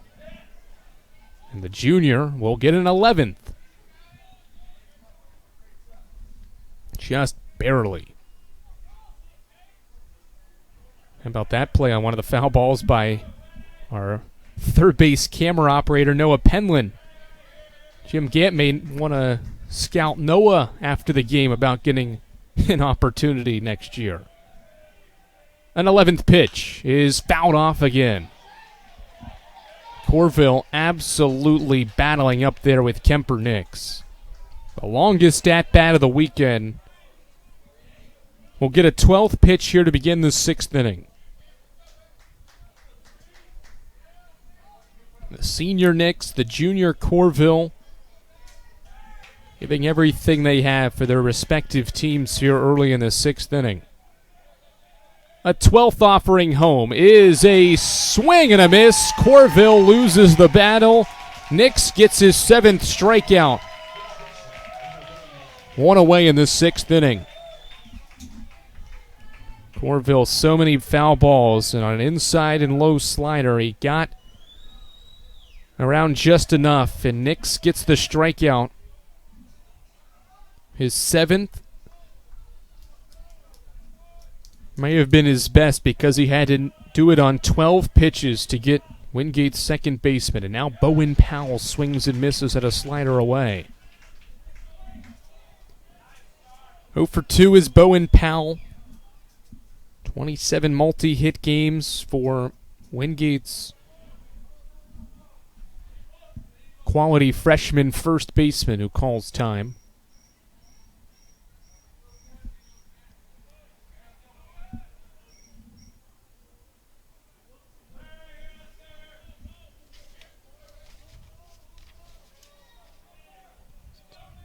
Couple of runs batted in for Bowen Powell in this series. Swings and misses again.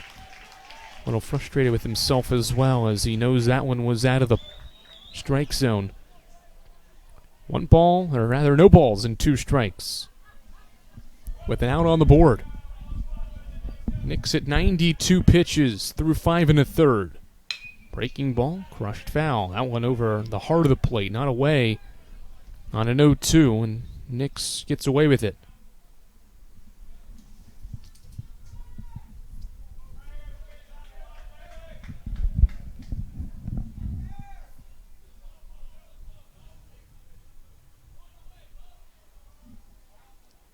Powell is 0 for 2 against the lefty Kemper Knicks today. Connolly blocks the slider away. Only 2 left-handed batters in Jeff Gregory's order. Grapuso with a 5th inning single. The only time him and Powell have been able to reach base against the Southpaw Knicks. Another pitch well away, 2-2. As Knicks' pitch count runs to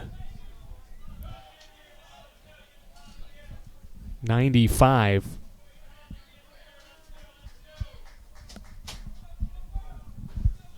And another long AB, this one by Powell. And he crushes one foul. 6-pitch at bat here from Bowen Powell after the 12-pitch at bat from Jake Corville. He struck out on the 12th pitch. And now Powell putting together a nice at-bat himself here, and 2 of the longer at-bats in a row this weekend. These 2 teams have been so aggressive early in counts all weekend, it feels.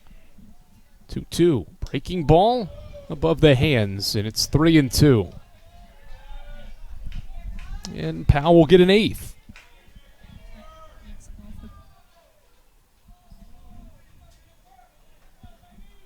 Back-to-back 3-ball, 2-strike counts to begin this 6th inning. The 8th pitch from Knicks is driven high in the air. Golfed out to right center field. Hubbard backpedaling into the outfield. Still backpedaling, and it drops in for a hit. No communication from Cloud or Hunter. Hubbard the whole time was backpedaling deep into the right center field and could not get to it. And Powell reaches base. His first hit.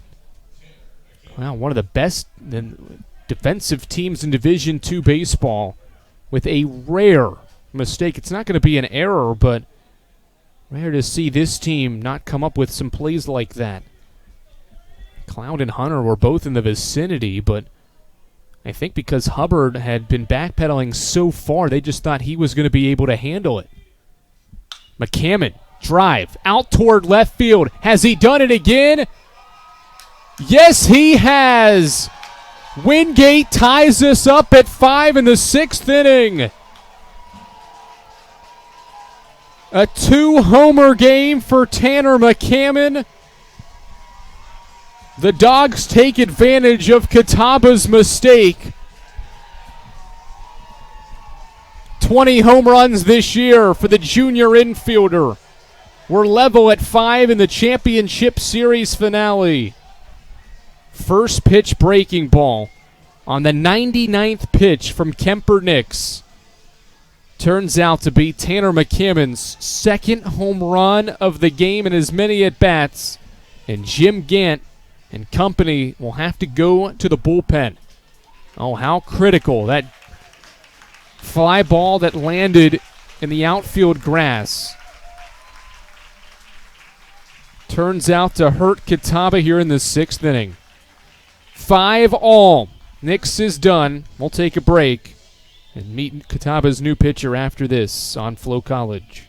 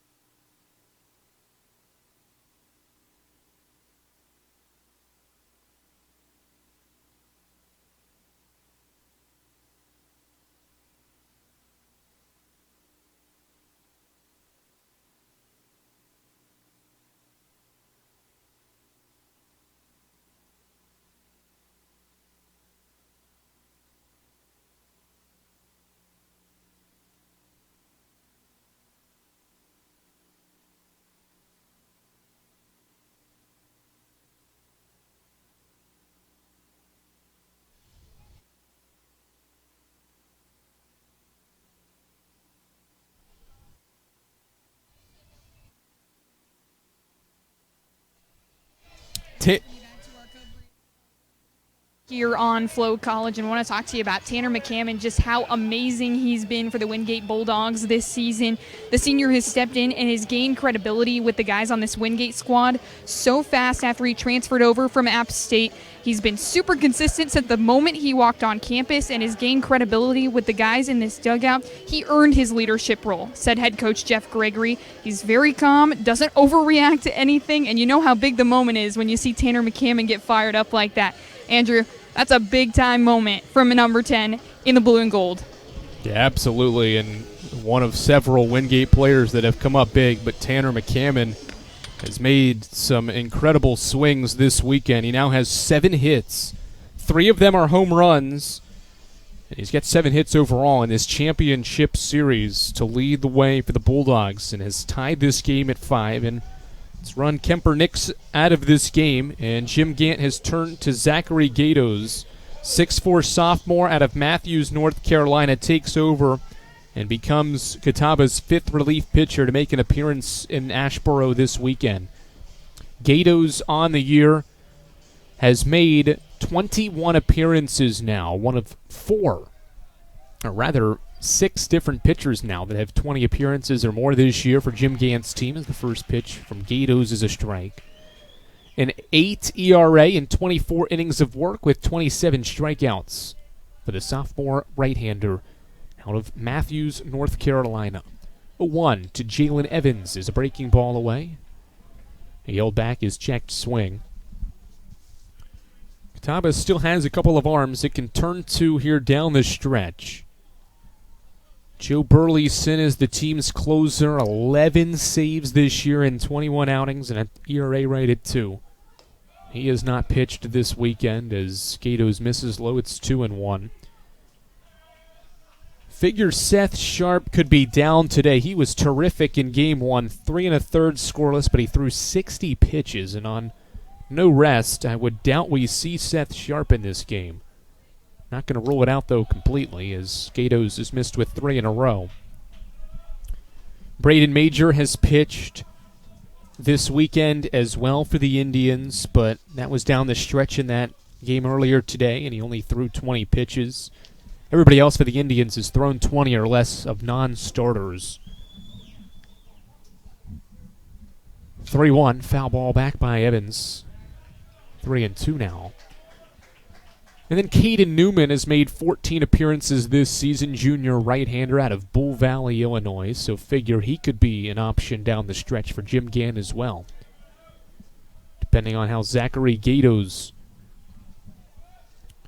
pitches for the Indians. And a game tied at 5 now. Breaking ball well high and inside, and Evans draws a 6-pitch walk against the new reliever.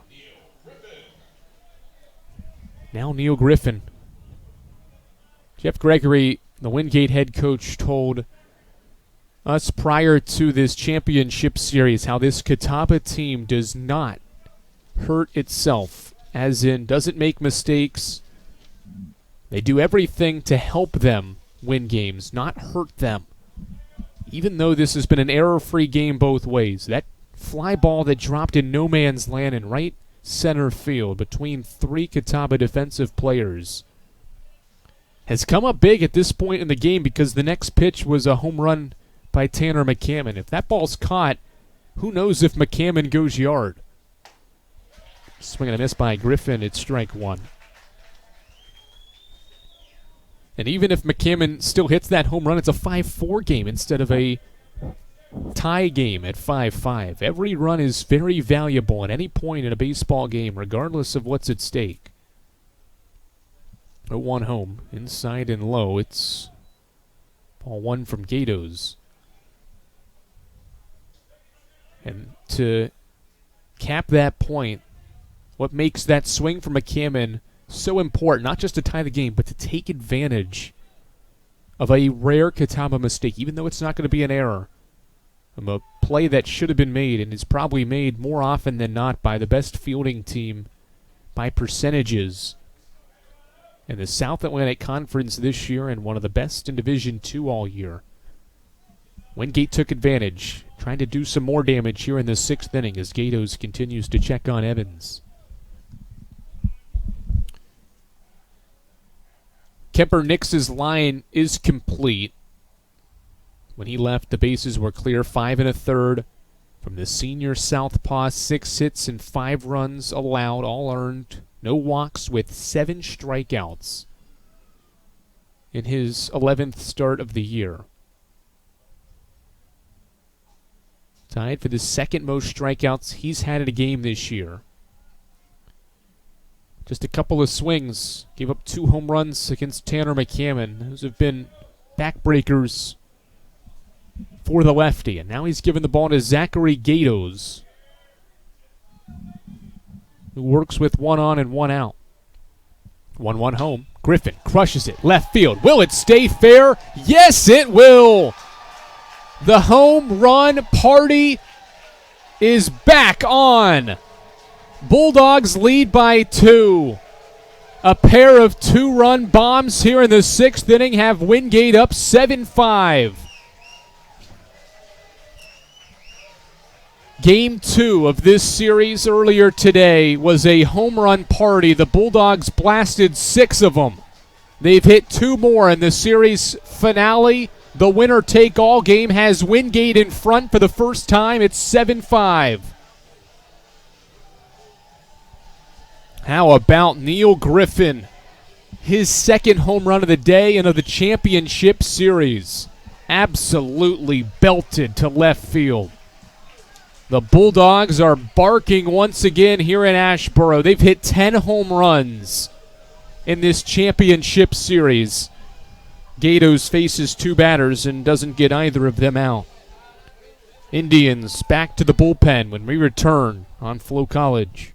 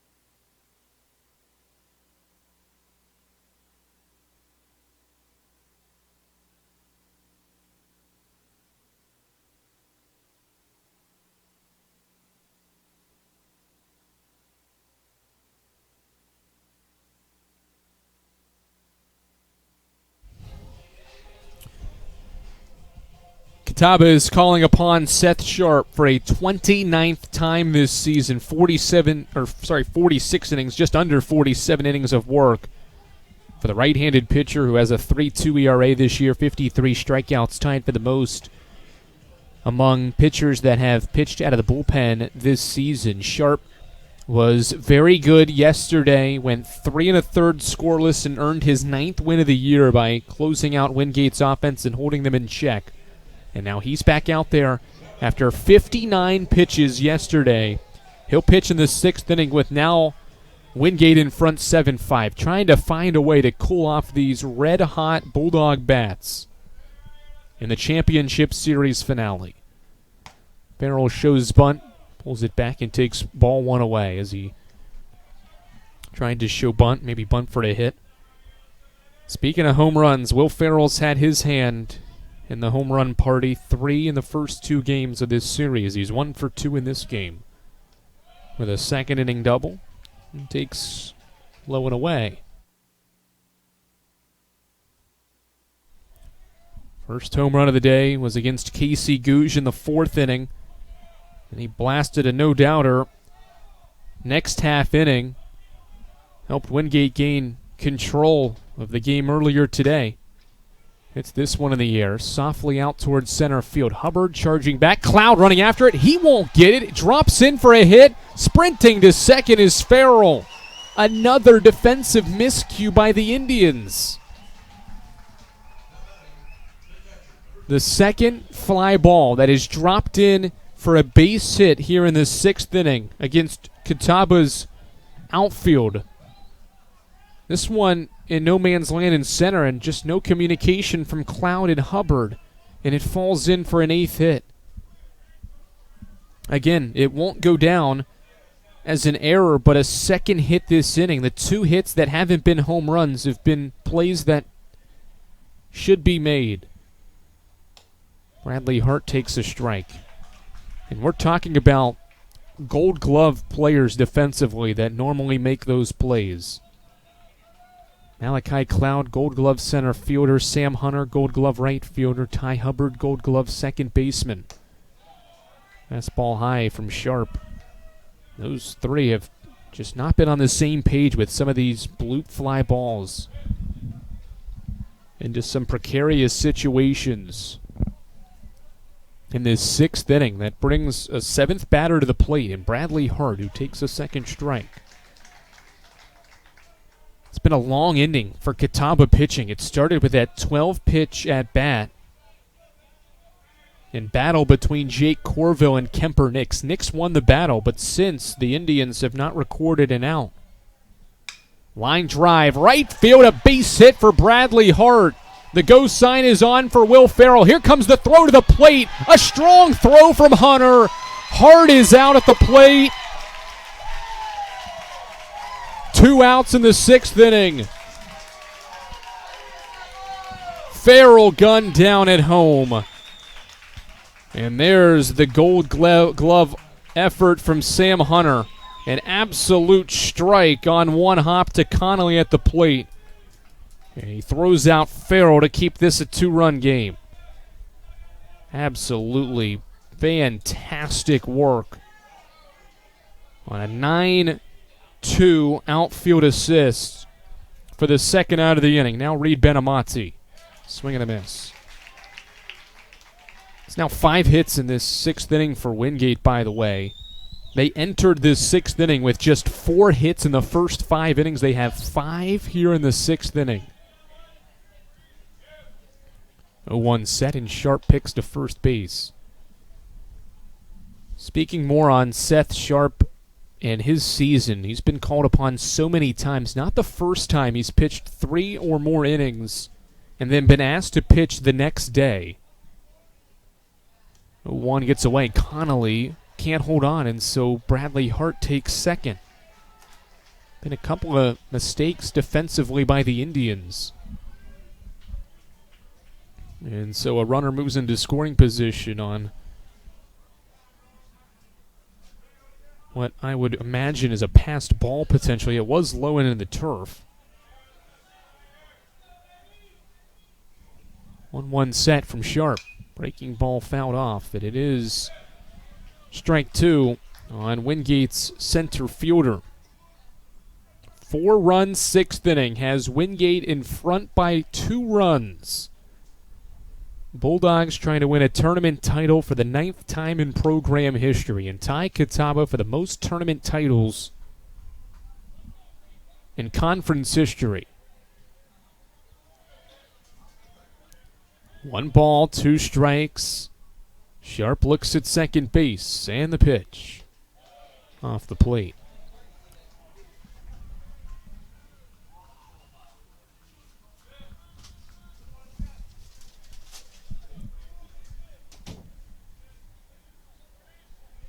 Two-run game.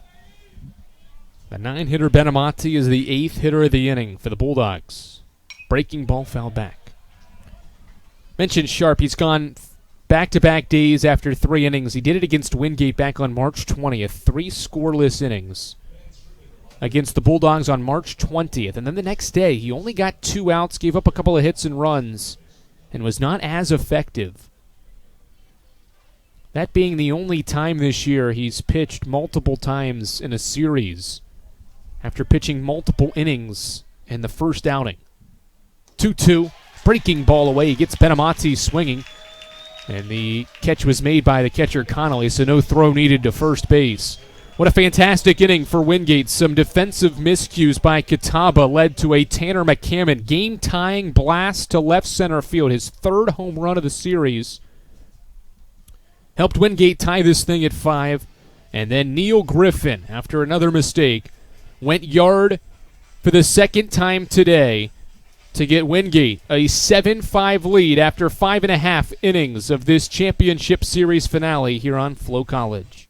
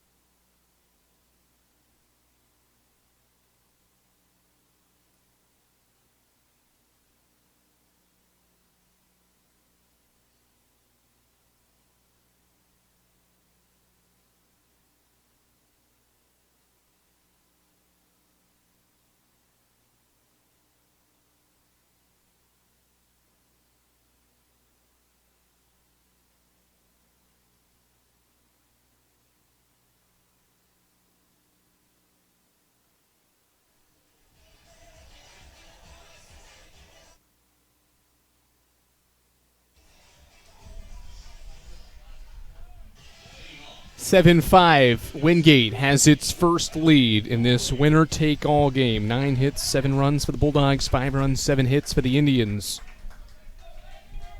who are set to face Jet Thomas here in the 6th inning. First pitch is a strike from Jet Thomas, who threw a scoreless 5th inning after allowing a leadoff base hit, trying to calm down these Catawba bats, who have scored multiple runs in every other inning. 3 in the 2nd, 2 in the 4th. And based on that, could be in for a fine inning offensively. 1-1 to Connolly as a second strike from Jet Thomas. Thomas was terrific in helping Wingate get to this point. He fired 5 scoreless innings to shut down a high-powered Lenore-Ryan lineup, and last weekend's come-from-behind 12-11 victory to get the Bulldogs to the championship series. 5 scoreless innings, allowed just 4 hits and struck out 4. And what was his best outing of the year. 2-2 home, breaking ball away 3-2. Now he's trying to replicate that effort and do something very similar to it. The number one thing that was so effective is Thomas did not allow a free pass in that outing a week ago. Knee-high called strike 3. Thomas has his first strikeout. He gets Connolly looking to begin the 6th inning. How about this? It's Wingate's first strikeout of the winner-take-all game. Between Tony Schuster and Al Thomas, he gets the first strikeout by the Bulldogs staff against this Catawba lineup. Now Malachi Cloud swings behind a fastball. Cloud has reached base twice. RBI single in the second inning, stole 2 bases. Walked in the fourth and then stole 2 bases. He takes a second strike, and Jet Thomas is pitching very well early in this 6th inning. Needed just 5 pitches to retire Connolly, and now is ahead 0-2 on Cloud. Pitch is away. 7-5, Wingate. A 4-run 6th inning because of a pair of 2-run home runs to take a 2-run lead. Swing and a miss. Cloud chases the slider away, and Thomas has consecutive strikeouts to begin the 6th inning. The first 2 strikeouts from Wingate pitching here in this winner-take-all game. Great work from Jet Thomas. A couple of breaking balls to get Cloud, and now Logan Dyer back at the top of this Catawba batting order. First pitch, line drive into left field. Farrell diving. Does he hold on? Yes, he did. Farrell does it with his bat, and now with some glove work. A diving play to rob Logan Dyer of a base hit to end a 6th inning that goes 1-2-3 for Jet Thomas. 2/3 of the way through this winner-take-all game, the Bulldogs lead 7-5.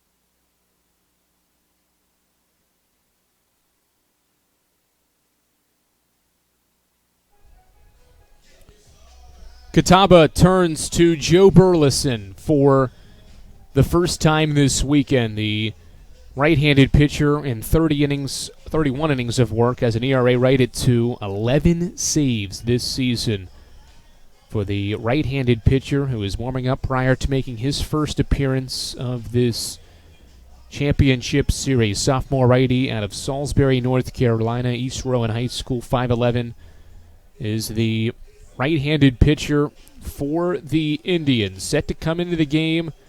First-team all-conference reliever gets his first opportunity in a game that sees his club trailing by 2 runs. A kid that has 11 saves this year, coming in a non-save situation. His team trailing by 2 runs will face the top of the order. So Seth Sharp's day over, and Jim Gant just needed his right-handed pitcher to give him a couple of outs, and actually just the final out of final 2 outs indeed of the 6th inning. He got the 9-2 outfield assist from Sam Hunter for the 2nd out, and then struck out Reed Benamati to get through the 6th inning and limit the damage. And now he gives to Joe Burleson for the 7th and more. In a 2-run game, the Bulldogs a 4-run 7th on 2 swings to take a 7-5 lead. And now Gruppuso and company trying to kickstart another offensive surge, potentially here in the 7th. Right-hander sets, and the first pitch of the 7th inning from the sophomore righty is high for ball 1. Burleson pitched against Wingate 2 1/3 on March 21st. 5 hits and 3 runs allowed. He pitched in that 12-10 loss that went to extra innings. There's a strike to Grapuso. When Joe Burleson came in that 8th inning of that game against the Bulldogs more than a month ago, it was 10-9 Catawba. Ground ball to short. Neil Griffin plays the hops and throws out Grapuso. One away in the 7th. Burleson kept his team in front, but then blew the save by giving up a Grapuso RBI single in the 9th with 2 outs. That forced extra innings, and then eventually he allowed Ben Karpowitz to go yard. A 2-run home run that gave Wingate a series, or a middle game win in that series, with the Indians in the regular season. This championship series is level, and the second-seeded Bulldogs have a 2-run lead in the 7th inning. First pitch fastball from Burleson is a strike.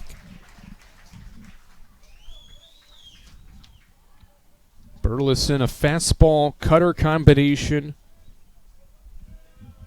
Does have a slider that has some movement like a curveball that he utilizes as well. 0-1. This one's hit well into center field, and Jake Corville has a second hit in this game. Now 3 in the championship series to give Wingate a 1-out base runner. Bulldogs now have 10 hits in all 3 games of the championship series. Double-digit hits in each of the games, and they've got 6 in the last 2 half innings.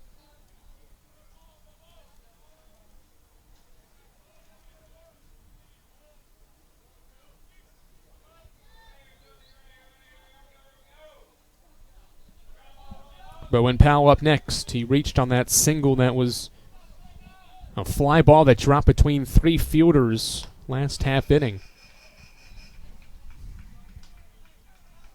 Takes high ball 1. Wingate trying to win 2 games in 1 day against a Catawba team that had won 3 of the 4 meetings entering the day this season. 1-0 fouled back by Powell. The Bulldogs run-ruled Catawba 15-5 in Game 2 of this series, and the first one today to force this winner-take-all game.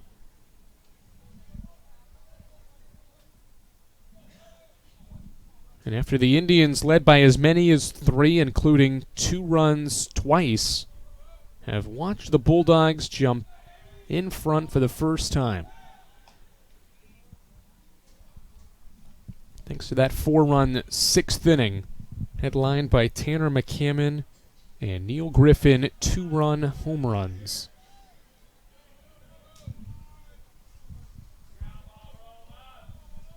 One set. Burleson pitches. Good breaking ball. There is that slider that plays more like a curveball for strike 2.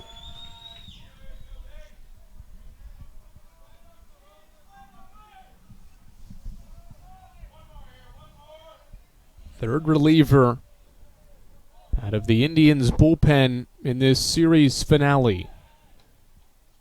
Picked to first base. Game that decides everything. These 2 teams are going to be in the regional tournament, but they want to go in with some extra momentum. And potentially, one of them will get a tournament title for either the 2nd straight year for Catawba or for the 2nd time in 3 years for Wingate.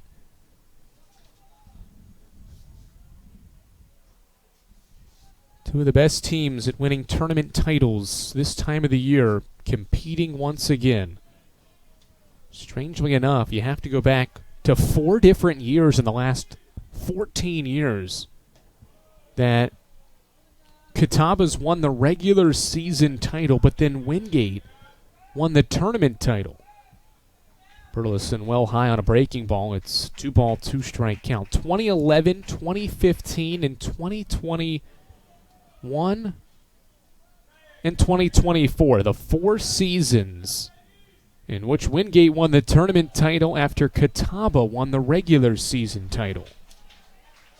All 3 away, and Powell has worked himself into a nice 3-2 count after falling behind 0-2.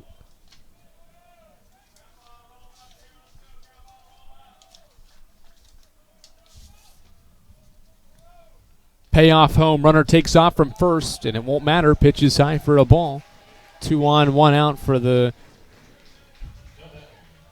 man of this championship series winner-take-all game, Tanner McCammon. Home runs in his last 2 plate appearances. His day started by striking out against Kemper Nix in the 2nd inning, but then he got his revenge, homering off Nix in the 4th and 6th innings. His home run in the 4th was a solo shot, and his one in the 6th inning was a 2-run blast that has put Wingate up by 3, or up by 2 rather. First pitch strike.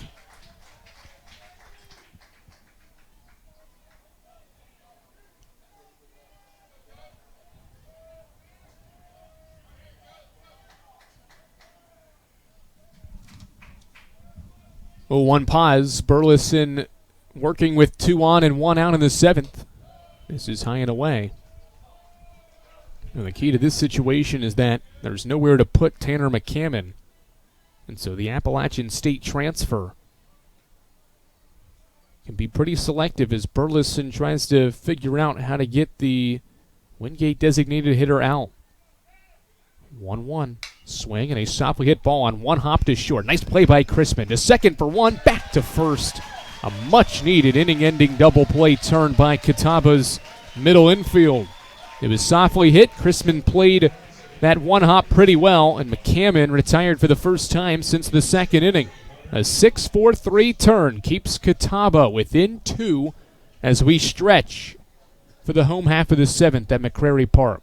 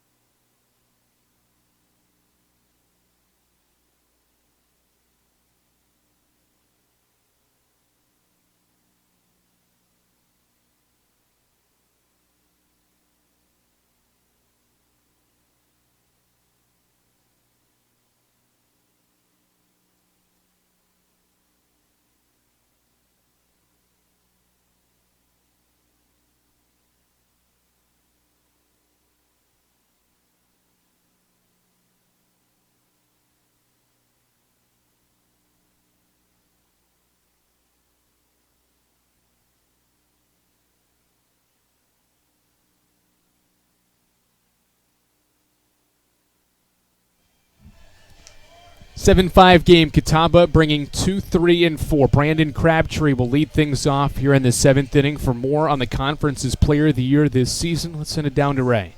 Thanks so much, Andrew. Yeah, this is a moment where you need your Player of the Year to be a tone setter in this bottom of the 7th. He transferred over from Gaston College, and he's been so good for Catawba. The RBI single the last time around, and the coaches in the Catawba dugout say, hey, when you hit it in the air, that's what happens. And funny enough, that's what they were working on with this guy all offseason. He made some adjustments, was hitting more line drives, and Coach Gant said to us, man, sometimes he hits them so hard they just manage to fly over the fence. He's also gotten in great shape in between the time at Gaston and here over to Catawba, and it's made him a better first baseman as well. So really good stuff out of the first baseman.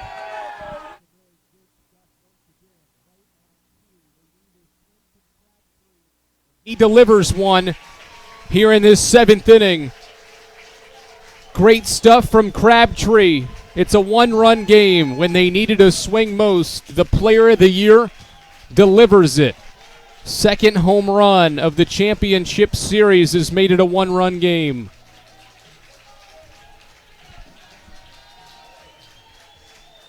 (7-6), the first mistake by Jet Thomas.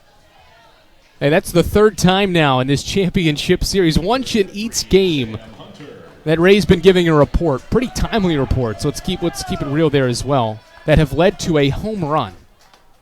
Just remarkable how that's played out. I mean, that's stuff you can't draw up either. Crabtree's gone yard to make it a one-run game as Sam Hunter fouls off a 1-0 fastball. Crabtree has hit his 14th home run of the year on a 1-0 fastball to make it a 7-6 game.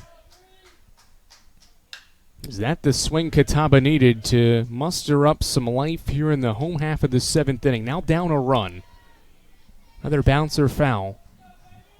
Crabtree committed to NC State out of high school, spent a year there, then made his way to Salisbury after JUCO ball. Breaking ball away, well away from Bradley Hart, the catcher. And as Ray said, has worked with his coaches on the ability to hit more line drives, and by hitting the ball in the air more instead of pounding it into the ground, it's led to 14 home runs, and like the one we just saw, absolutely belted over the new batting cages being built here at McCrary Park. Sam Hunter gets into one, straightaway center field. Benamati back to the wall, leaps up, can't make the play as he bangs into the wall. Hunter around second, and he stops there with a leadoff double. Hunter nearly was robbed of an extra base hit. Benamati went all the way back to the wall and ran into it, trying to backpedal and make the catch on the run. An outstanding effort from the center fielder. He had it in his glove, but when he hit the wall is when it popped out. Nearly another highlight reel play from Reed Benamati in center field. And now the Indians have the go-ahead run batting here in the seventh inning. Down a run. Foul ball back by Atkins. It's 0-1.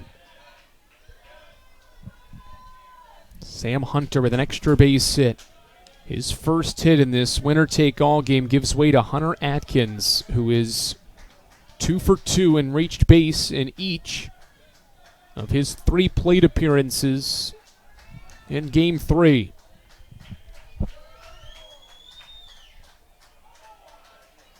Jet Thomas having some issues, I think, with his pitch comm.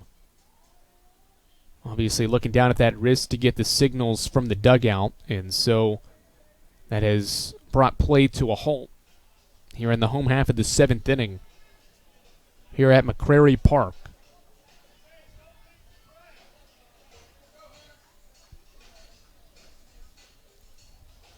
Now Credo leading the charge with the pitcher and coach from the Wingate side to figure out the pitch comm issue, and it appears that everything has been reset, and Thomas can resume pitching. Flawless start to Jet Thomas in his relief outings. He retired 6 of the first 7 he faced, but has run into trouble here in the 7th. Home run and a double. Atkins takes high and inside. Home run to Crabtree, double to center by Sam Hunter. And now he's got to face the cleanup batter, Hunter Atkins, with still nobody out. Hunter is picked off. They throw to second. Now back to third. Hunter is out at third. Hunter trying to be aggressive on the bases. Thomas picks off to second. They got Hunter moving to third, and the throw is quick enough back to third by Evans, or to Evans from Corville. And a 4-5 put out at third base gets Hunter caught stealing. Now one away, and Atkins sculpts one out toward left center field. Benamati back near the warning track makes the catch.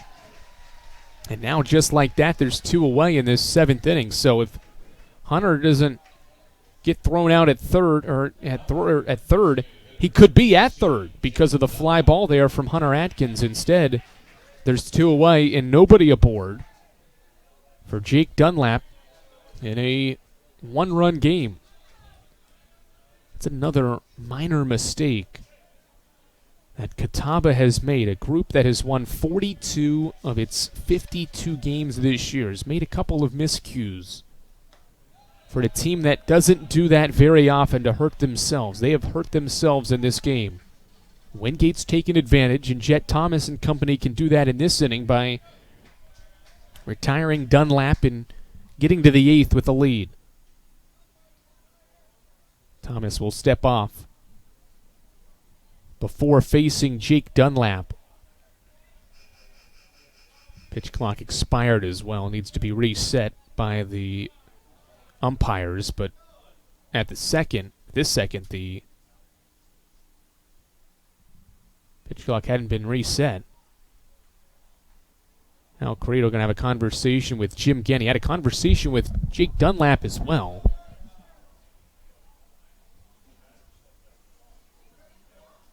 Wonder if it has something to do with the batter and Dunlap stepping out of the box.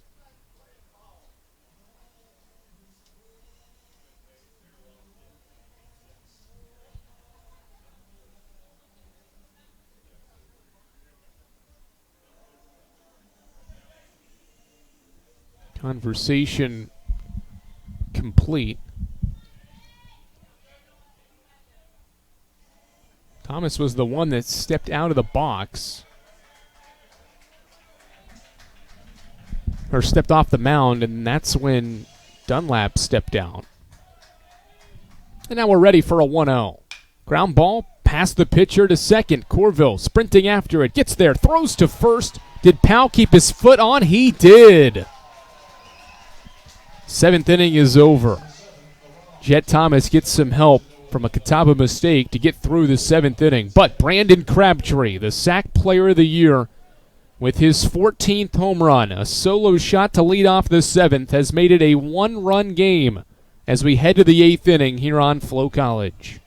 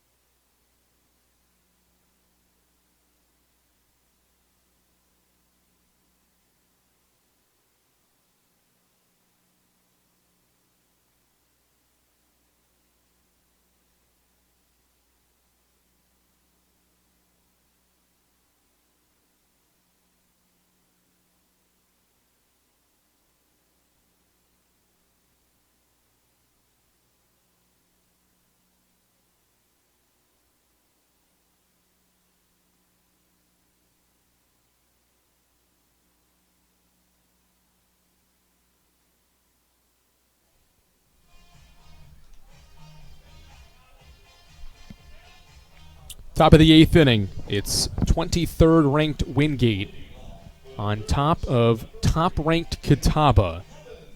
2 of the best in the SAC, meeting for the 6th time this season. Game 3 of the championship series favors the 2nd-seeded Bulldogs.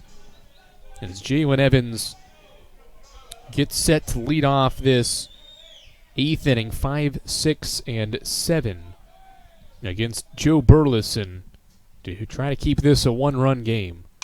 First pitch is popped up into the air, out toward right field. It is Sam Hunter moving over to make the catch, and there's 1 away. It's also worth noting, even though the first game today was 7 innings long, both these teams accustomed to playing doubleheaders on Saturdays. Usually the first one is a scheduled 9, unless it's a run rule like we had earlier today. But then this second game in company, as you see Neil Griffin's home run that came earlier in this game, a 6th inning home run, a 2-run shot that's given Wingate this lead that they've not relinquished here in this winner-take-all game. But it's worth noting that these two teams aren't accustomed to playing a 9-inning game in the back end of a doubleheader. Although you only played 7 in the first game, these two teams know that that second game of a doubleheader is usually a 7-inning game. But in this championship series, everything is 9 scheduled innings unless there's a run rule in effect, and a team's up by 10 runs. 1-1 count as Burleson fires in a strike. And so wonder if that plays a factor, if either of these teams benefit from having to play the 9 full innings. And if one doesn't. 1-1 swing and a miss. Good pitch away to Griffin. It's strike 2. But again, both teams, when it's all said and done here, will have played 16 innings, 7 earlier because of the run rule, and then 9 in this one, unless for some odd reason we play only 8 because of run rule, which doesn't seem very likely. We head to extras even. Foul ball by Neil Griffin, and it's 1-2. Both these teams have some late wins this season as well. We'll document them when they become relevant, but both these clubs know how to win games down the stretch. Catawba's done it this weekend and has done it twice in the conference tournament. High fastball levels that count. Burleson's a multi-inning guy, so expect him to have the ball in his hands a lot of the way here down the stretch. He's pitched multiple scoreless innings twice in the final month plus of this season. 2-2, hit softly right side. Couple of hops toward Crabtree. Off first to field and throw to Burleson. Nice play. 3-1 putout begins the 8th. Burleson this season has 6 different outings in which he's pitched multiple scoreless innings. Or at least pitched multiple outings, I should say. Most recently going 3 scoreless against Belmont Abbey on April 7th. Belmont Abbey team that is in the regional conversation. Rated 7th in the latest regional rankings, and with a fine Conference Carolinas tournament that's already over. Figured the Crusaders will be in the NCAA tournament potentially, as the first pitch to Neil Griffin, or rather Will Farrell, is ball 1. Rather, Griffin was the second out of the inning. Hadn't put in Jalen Evans' fly out to right early this inning in my score sheet. Burleson trying to get a 1-2-3 8th inning as he fires in a high fastball. It's 2-0. Catawba faithful thought it was strike 1. Wingate has sent more than 3 batters to the plate in all but 2 innings, rather all but 3 innings today. 3-0 now. Gonna be hard to find your championship series MVP when it's all said and done, depending on which team wins this winner-take-all game. There have been so many standout performances. 3-0 to Farrell, in there for a strike. Farrell's hit 3 home runs. Tanner McCammon's hit 3 home runs. Neil Griffin's hit 2. Reed Benamatis drove in a bunch of runs. That's only speaking about the Wingate side. Hunter Atkins has had himself a good weekend as well. And then Malachi Cloud was the hero in Game 1. And who knows who could be the hero down the stretch in this game that could alter the score and impact this winner-take-all game as Farrell draws a 2-out walk for Bradley Hart.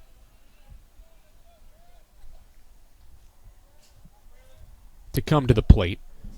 So interesting, too, that neither of these teams have made any offensive or defensive changes. There's not been a single position player off either bench to have played in this championship series, other than the 9 starters. First pitch to Hart is grounded foul. Both teams have really not needed to go to the bench. Everybody 1 through 9 on both sides positionally have been strong contributors.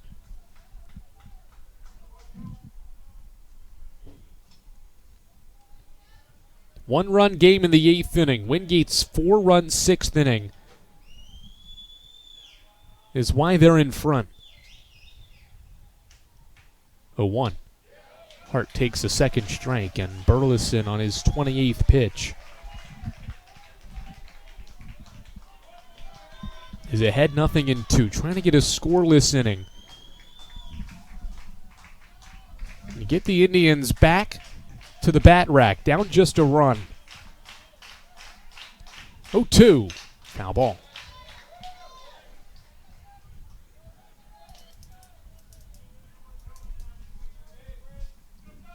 McCrary Park, the site for this SAC Championship Series for the 3rd straight year. These two teams competing here once again. 0-2 set. Runner takes off and Farrell pitches high for a ball. Throw, it gets into the outfield. Farrell taking off for third base, and he'll get there without a throw. More base running on display by these two clubs. Wingate's Will Farrell swipes second and then gets to third on the throwing error. 6 stolen bases for Farrell, and now that applies some extra pressure to Matthew Connolly, having to work with that guy at third and 2 outs here. First Catawba error, and first error of this winner-take-all game. 1-2. Another elevated heater. There's always pressure when these two teams get base runners. It does not matter how many outs are on the board, who's batting. There's always going to be pressure applied for these pitchers. Burleson's 2-2. A soft flare down the right field line. Hart drops it in for a base hit. Wingate adds on. It's 8-6. And right on cue, the base running from Will Farrell. He steals second base, gets to third on the error, and that allows him to score on the Bradley Hart RBI knock. Dogs back up 2. Hits in consecutive at-bats for Wingate's backstop, and they now have 11 in the game. And now the 9-hitter Reed Benamati, who's 0 for 3.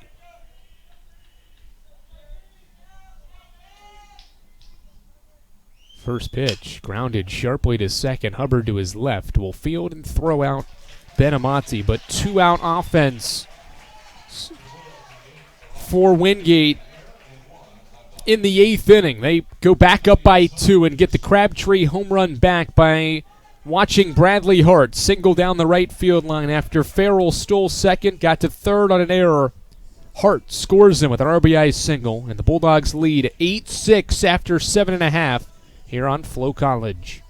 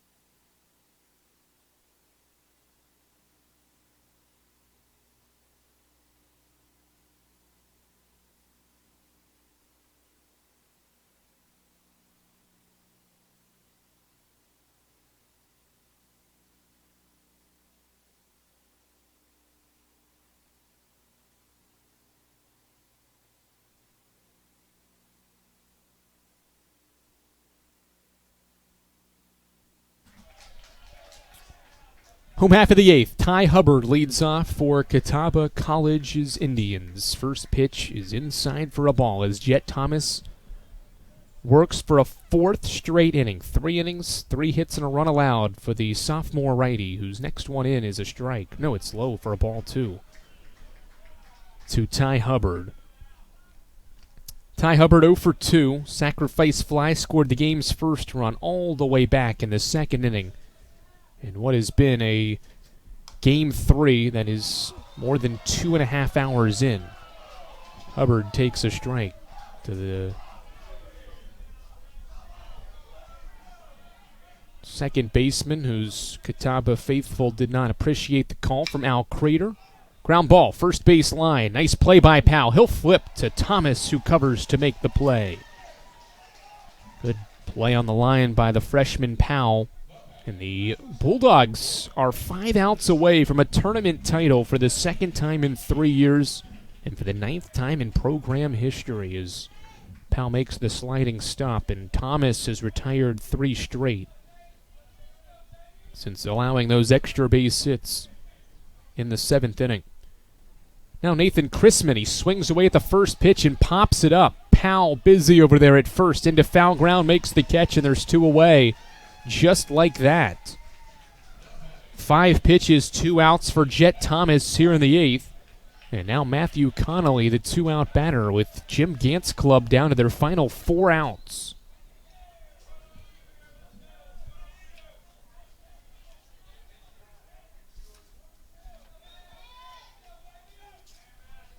Thomas winds and pitches to Connolly, the catcher, and he takes a strike as Thomas fired in his 37th pitch. Very efficient work from the righty through 3 2/3 innings. The only run allowed was that Brandon Crabtree home run. There's a second strike, and Thomas is ahead 0-2.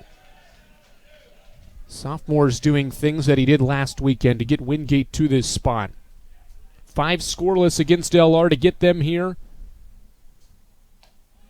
And nearly just had a strikeout on 3 pitches to Connolly. Just missed. And so far, 3+ of 1-run ball from Jet Thomas in this winner-take-all game. Connolly is homered in this game, but it won't happen here. He strikes out against Jet Thomas for the second time, and the sophomore fires a 1-2-3 8th inning in 9 pitches. We head to the 9th inning in this winner-take-all game. Wingate, a 2-run lead, 8-6. We head to the final frame here on Flo College.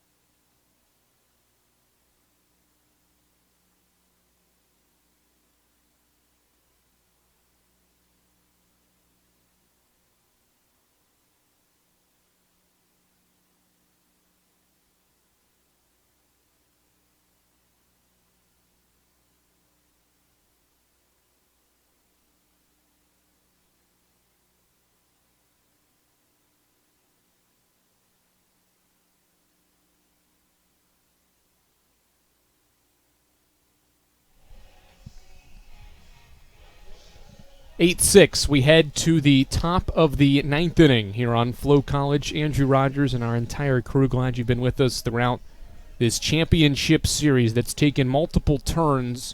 Game 1 took several turns. Catawba had the last punch thrown, a walk-off home run from Malachi Cloud. Got Catawba a 1-0 series lead heading into today, but even with that momentum, it's not been enough for the Indians against these Wingate Bulldogs today. They crushed 6 home runs, did 23rd Wingate earlier today to run rule the Indians 15-5.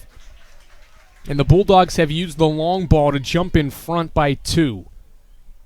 As the top of the ninth begins with Gavin Grapuso taking a strike. Top of the order here for Wingate against Joe Burleson. 0-1. Ground ball fouled. Nothing in 2. Bulldogs have hit 3 more home runs. Neil Griffin 1, Tanner McCammon 2. Those came in innings 4 and 6, with McCammon's and Griffin's being in 3 at-bats. McCammon home run, Evans walk, and then Griffin's go-ahead blast. Gave Wingate an 8-6 advantage. Or a 7-5 advantage. And now it's 8-6 as Grapuso swings and misses, and Joe Burleson has his first strikeout out of the bullpen to retire Grapuso for the first out of the ninth inning. Bulldogs will be hunting down some insurance runs to work with for Jet Thomas, who I would presume is going to get that ninth inning. He's deserved it. 4 innings of 1-run ball. As Jake Corville walks his way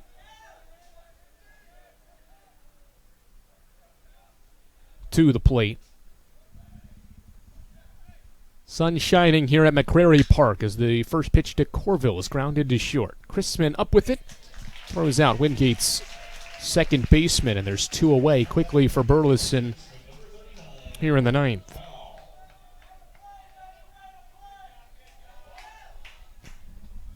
Fantastic work from our camera crew, Blair Cherry, Noah Penland, Mitzi Ayala, and Mitzi Ayala, all of our camera operators throughout this championship series. For all of these innings, glad they've been able to help produce this broadcast all weekend here at McCrary Park on Flo College, as 2 premier programs battle for the SAC tournament crown. First pitch strike to Bowen Powell.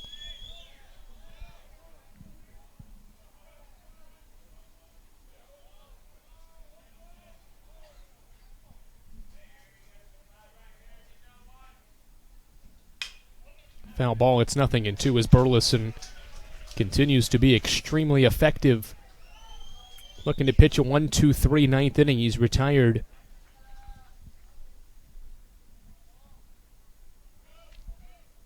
8 of the 11 he's faced.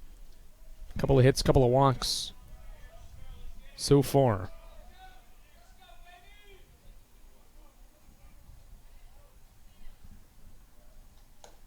Oh, 2 away. Powell leaned over and stayed away.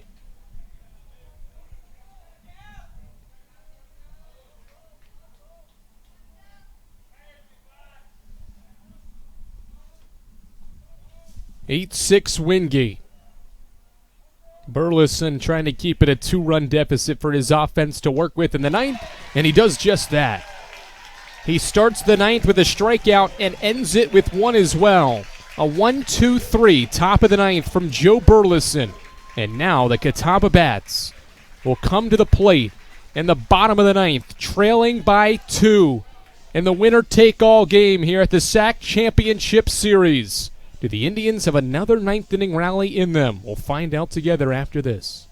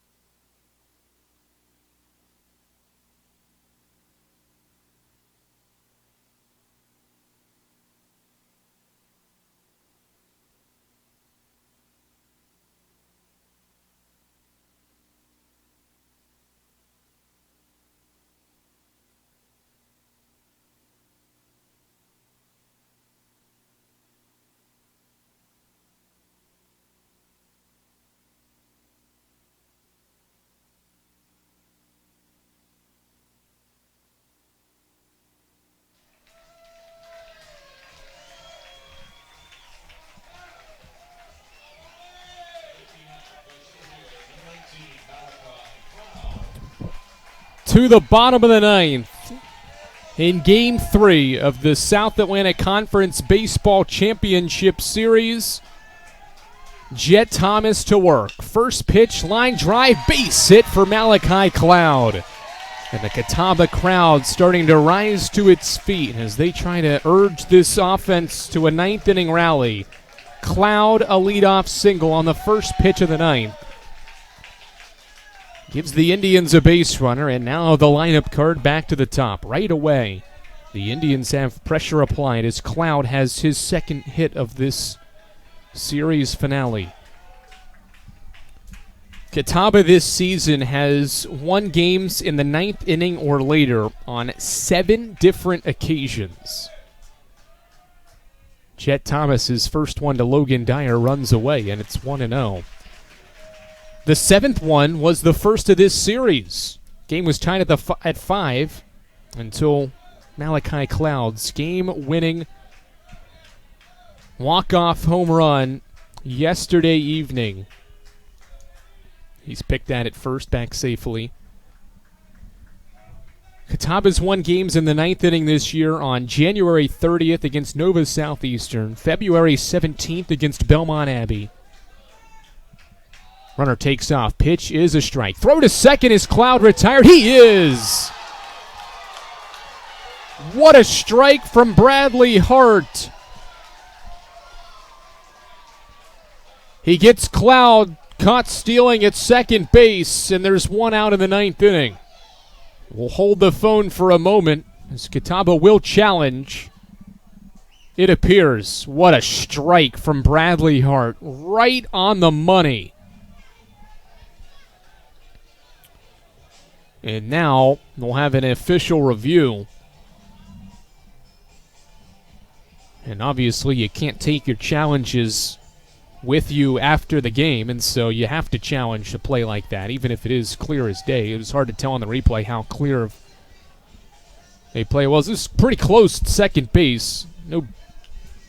I think Wingate in this case, if it would have been a safe call, would have challenged that as well. You have to challenge and use those at this stage of the game. So we get a look at that play, and I think that's going to stand based on that angle right there. A pretty darn good angle to get an idea. What a throw. Perfectly where Corville needed it to apply the tag on the speedy Cloud. If that ball is near the bag, Cloud's probably out. But see where it is? It's located a couple of feet away from second base, and it was there perfectly in time to get Cloud. And there you see the tag, which is well before that right foot slides into second base. Would imagine this is going to stand. And fantastic work by Michael Stone, the second base umpire, all over it to make that call. Now Creedle, the crew chief, and the home plate umpire, the one you see on the right of the screen, there for a moment, giving way to the replay official that is determining what the call should be. It was an out on the field, and based on my judgment, I think this is going to stand as long as they see enough of Corville's glove hitting Cloud up near his left arm, left chest area prior to that right foot sliding in safely. Leadoff single, but it may be wiped away if Cloud is caught stealing here in this ninth inning. And that determines whether the call stands or not. And indeed, the call stands. A clutch play from the junior catcher, Bradley Hart, puts an out on the board for the Wingate defense, and they are just 2 outs away from a tournament championship for the second time in 3 years. Third pitch to Dyer, hit right back to Thomas. He runs to first, and there's 2 away. Dyer crushed it back up the middle, but right to the pitcher, Jet Thomas. And the Bulldogs are an out away from sweeping 2 games against top-ranked Catawba here today. Facing elimination earlier to now being in a position and just a few pitches away to winning a tournament championship. Jet Thomas to face the player of the year, and the first pitch is high for ball one. Still tough hitters to get out here. And Sam Hunter after Crabtree if he can continue this game, and then Hunter Atkins. 1-0. Crabtree takes a strike. The conference's player of the year has reached base now in 50 of Catawba's 53 games. 2 for 4 in this one. 1-1, a drive out towards center field. Benamati back to the wall. He makes the catch. From elimination to champions in a single day, Wingate wins its program's 9th tournament title. An 8-6 victory for the Bulldogs here in 2026. A run rule win to force the winner take all, and then a home run filled 6th inning helps Wingate take down top-ranked and top-seeded Catawba 8-6 in the winner take all game. An incredible run through the final day of this SAC Championship Series is going to end with a trophy celebration for the second-seeded Wingate Bulldogs. They had to win twice today, and they did exactly that. Bulldogs are tournament champions for the second time in 3 seasons. And they do not allow Catawba to complete the double in consecutive seasons. The Indians won the regular season each of the last 3 seasons. They won the tournament title last year, but couldn't close out a high-powered Wingate offense on this Saturday afternoon in Asheboro, North Carolina at McCrary Park. Brandon Crabtree hit one well out towards center field, but it stayed in this park that's seen a lot of home runs this weekend. And then Benamati, how about that? The backflip to seal the victory, and the celebration was on for the Dogs at McCrary Park. What a fun championship series this was. A great moment from head coach Jeff Gregory and his staff that entered the day down a game in the series knowing they had to play twice to win. And they found a way, a consistent, reliable, gutsy group finds a way once again. That was the main thing that head coach Jeff Gregory told us prior to the day in this weekend series. He's got a gritty group, and they play all the outs. They don't ever give up, and they were down as many as 3 in this winner-take-all game and needed a 4-run 6th inning that was led by 2 2-run home runs from Neil Griffin and Tanner McCammon to set up an opportunity to raise the SAC tournament title trophy for a second time in 3 years and for a 9th time in program history.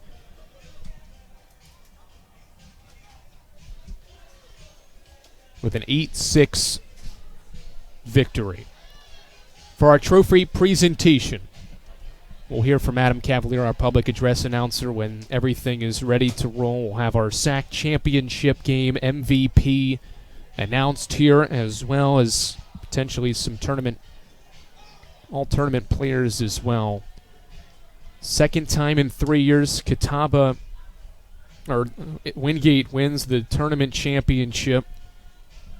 It's the 5th time in the last decade and a half that Wingate wins the tournament title after Catawba wins the regular season title. 2011, 2015, 2021, 2024 were all years that Catawba Baseball won the regular season title, but then Wingate won the tournament title.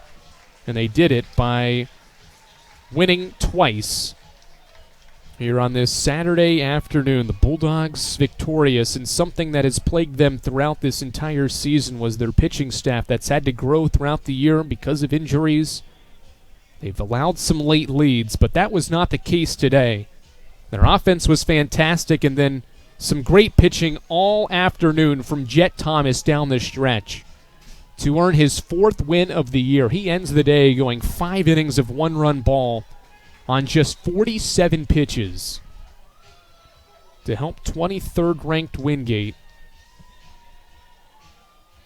win the South Atlantic Conference Tournament Championship by a final score of 8-6. A Bulldogs offense that compiled double-digit hits in each of the 3 games. One of the top offenses in Division II baseball had just that type of weekend. They needed that type of weekend against a strong Catawba team who has to watch on to this celebration. It's been an outstanding season for the Indians. First time all year they've lost back-to-back games. But it won't be their last time taking the field in 2026. They'll have a little extra motivation in next week's Southeast Regional Tournament, while Wingate's going to have all this momentum from taking down one of the top teams in the country twice in one day. And they had to do it with their ace going in Game 1 and being the pitcher in the game the Bulldogs lost. J.D. Little and Jackson Toney, today's starting pitchers for the Bulldogs, with terrific work, and then Jet Thomas closed out a 9th tournament title for the Wingate Bulldogs. We'll let the public address announcer Adam Cavalier take you through the trophy presentation.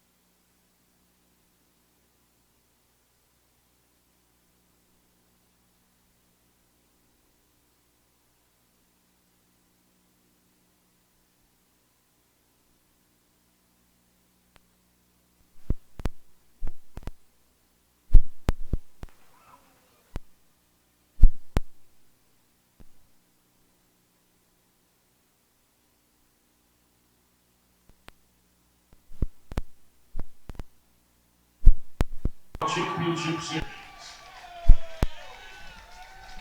By winning the SAC championship, Wingate earns an automatic berth into the NCAA Division II. Wingate has been given the South Atlantic Conference Tournament trophy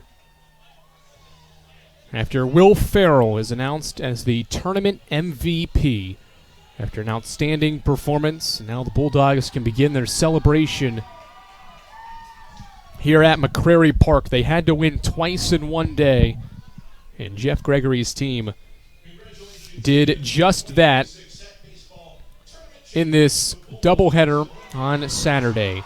What a day. And how about Will Farrell as well? We're going to hear from Farrell and Wingate head coach Jeff Gregory as well.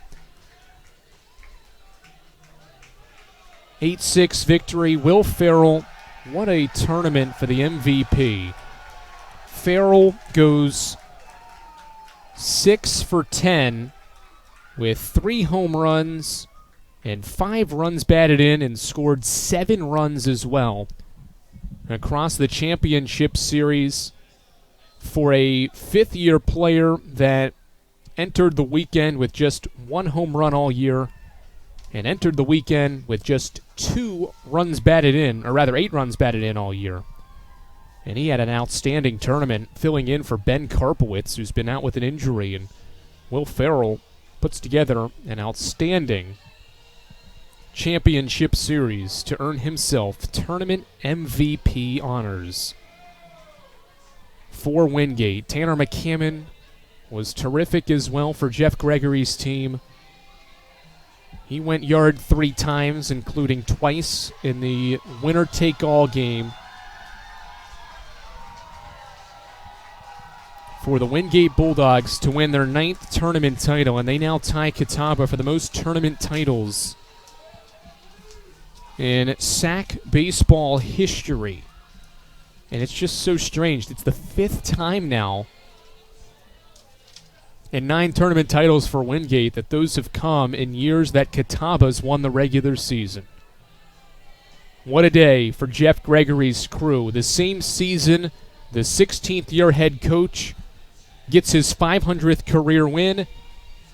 He gets another SAC tournament title. Just an outstanding effort. A 5th tournament title led by the head coach of the Bulldogs, Jeff Gregory, having a good laugh with his guys and knows what's about to come. The Gatorade bath for the head coach.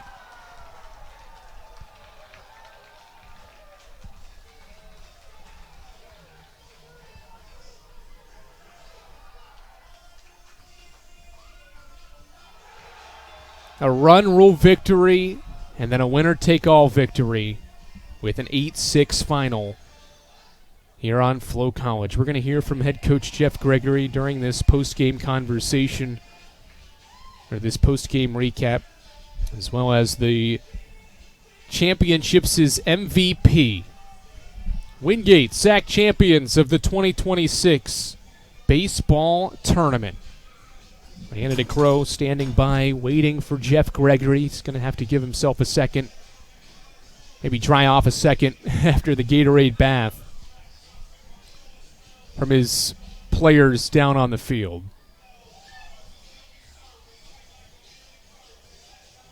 An 8-6 victory. Bulldogs sweep a Saturday doubleheader. Facing elimination, they turn themselves into champions. And now standing by with victorious head coach Jeff Gregory is Rayanna DeCrow. Thanks so much, Andrew. A whole year's worth of work up to this moment. Coach, how do you feel right now? Really, really happy. Emotion comes out again. These guys have worked really, really hard. It really started off 12 months ago after kind of walking off the field where we did. They put their head down. They decided there was like something they wanted to accomplish this year, and they have been about that all year long. And they have stayed with it. They have rolled with the punches. They have handled adversity, and they have found a way to get it done. And here we are. We've won the tournament and doing it in a style where you've got to beat one of the best teams in the country twice, and they did that today. So can't be more proud of them. I got to be front row for the emotion that happened around your team today. But for those at home that couldn't this group about, what is the emotions that you're sharing with your team? They're about each other. And, like, you know the amount of work they put in, you know how hard it is to be able to do this, and you have to stay with a lot of stuff. And it's just like the time, effort, and energy they put into it on a daily basis. And to see them accomplish something like this is just awesome. You just feel so excited for them, so proud for them, and they've earned it, and that's been phenomenal. And, it's just like the emotions kind of come with it, but they're excited because they're sharing it with each other, and I think that's great. I think tug of war was kind of a theme throughout this series, but you guys were absolutely relentless. How were you able to just keep coming back and staying in this ball game? It's a tribute to the guys, but you have to be that way. It is a tug of war. When two good teams match up, that you're going to have answer backs, holds, and find a way to get it done.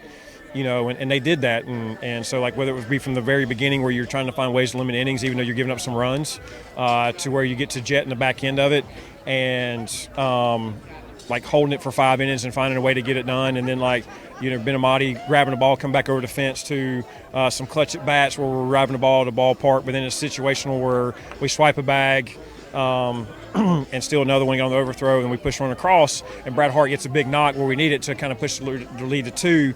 Like, you just have to be about that, and they just did an excellent job with it all weekend long. Tanner McCammon, Will Farrell, they were your kind of big lineup this weekend. Just two guys that you liked. There's what's not to like. Farrell stepped in a situation when Karpowicz got, banged up a little bit in the first game of the tournament, and just like we didn't skip a beat.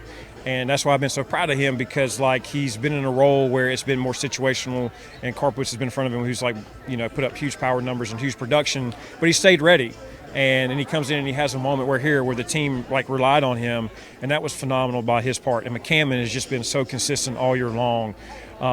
He stays super steady with everything he does, and then like just to come up with clutch hit after clutch hit after clutch hit. And it's not just singles, but it's driving the ball to the ballpark, it's production, keeping things going, and they both were just phenomenal.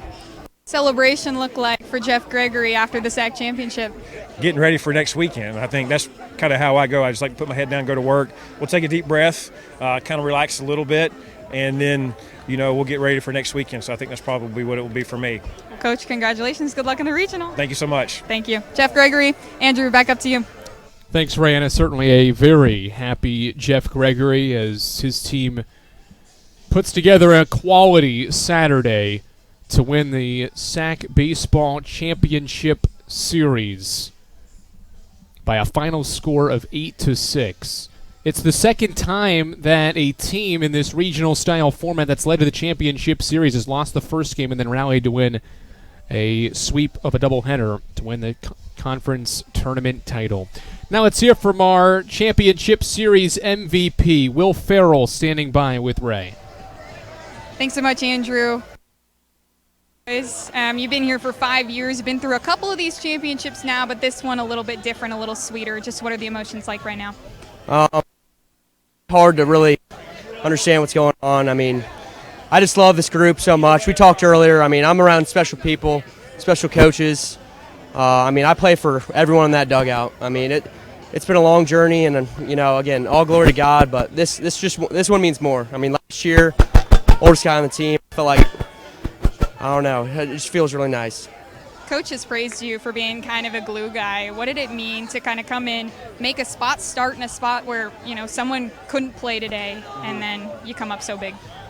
I don't know. Every day I show up prepared. I think that's a big thing, is just showing up prepared and, always being in that right mental state. I mean, I think all glory to God. Kind of have described the relationship with your teammates, but they had a big greeting for you when you had that tournament MVP announced. Just what did it feel like to kind of walk back into that huddle and be greeted by them? I mean, it was surreal. Again, I love these people more than I can explain. I mean, right now it's hard really. How are you celebrating tonight? My sister's actually graduated from NC State. Go Pack. We're going to Raleigh. So that's how. Use this to go into the regional, play some really tough teams, but now you've been through the ringer, you've been through the battle. We just can't be satisfied. I mean, the 2021 team set the standard, winning the national championship. They also won tournament that year, so, just can't be satisfied. We got more work to do. Will Farrell, your tournament MVP, thank you. Thank you. Andrew, back up to you. Thank you so much. Thanks, Ray. Great work from Will Farrell, all championship series long. 3 long balls, including a couple a day that helped get Wingate into this winner-take-all game and set up an opportunity to defeat the top-ranked team twice, and the Bulldogs did just that. And you heard Will Farrell say it. Wingate won the national championship under head coach Jeff Gregory in 2021. They won the tournament title that year. They won the tournament title in 2024. Didn't make it that far this go-around. Or 2 years ago in that go-around, but have another opportunity to go on another magical run for what will be a 39-win program entering the Southeast Regional Tournament. And we'll see what happens with the regional. Wingate was the 4th seed entering this championship series and now has done something no team's done all year, and that's beat Catawba twice this season. So the Bulldogs have 2 of the best wins of any team. That'll be in the regional next week, so maybe the Bulldogs can sneak up to 2 or 3 depending on how the committee votes and ranks teams 1 through 8. But the Bulldogs do know they'll be there, and they have earned the automatic bid to the NCAA tournament next weekend. Tanner McCammon had a terrific tournament as well. He went yard 3 times. He had 7 hits this championship series.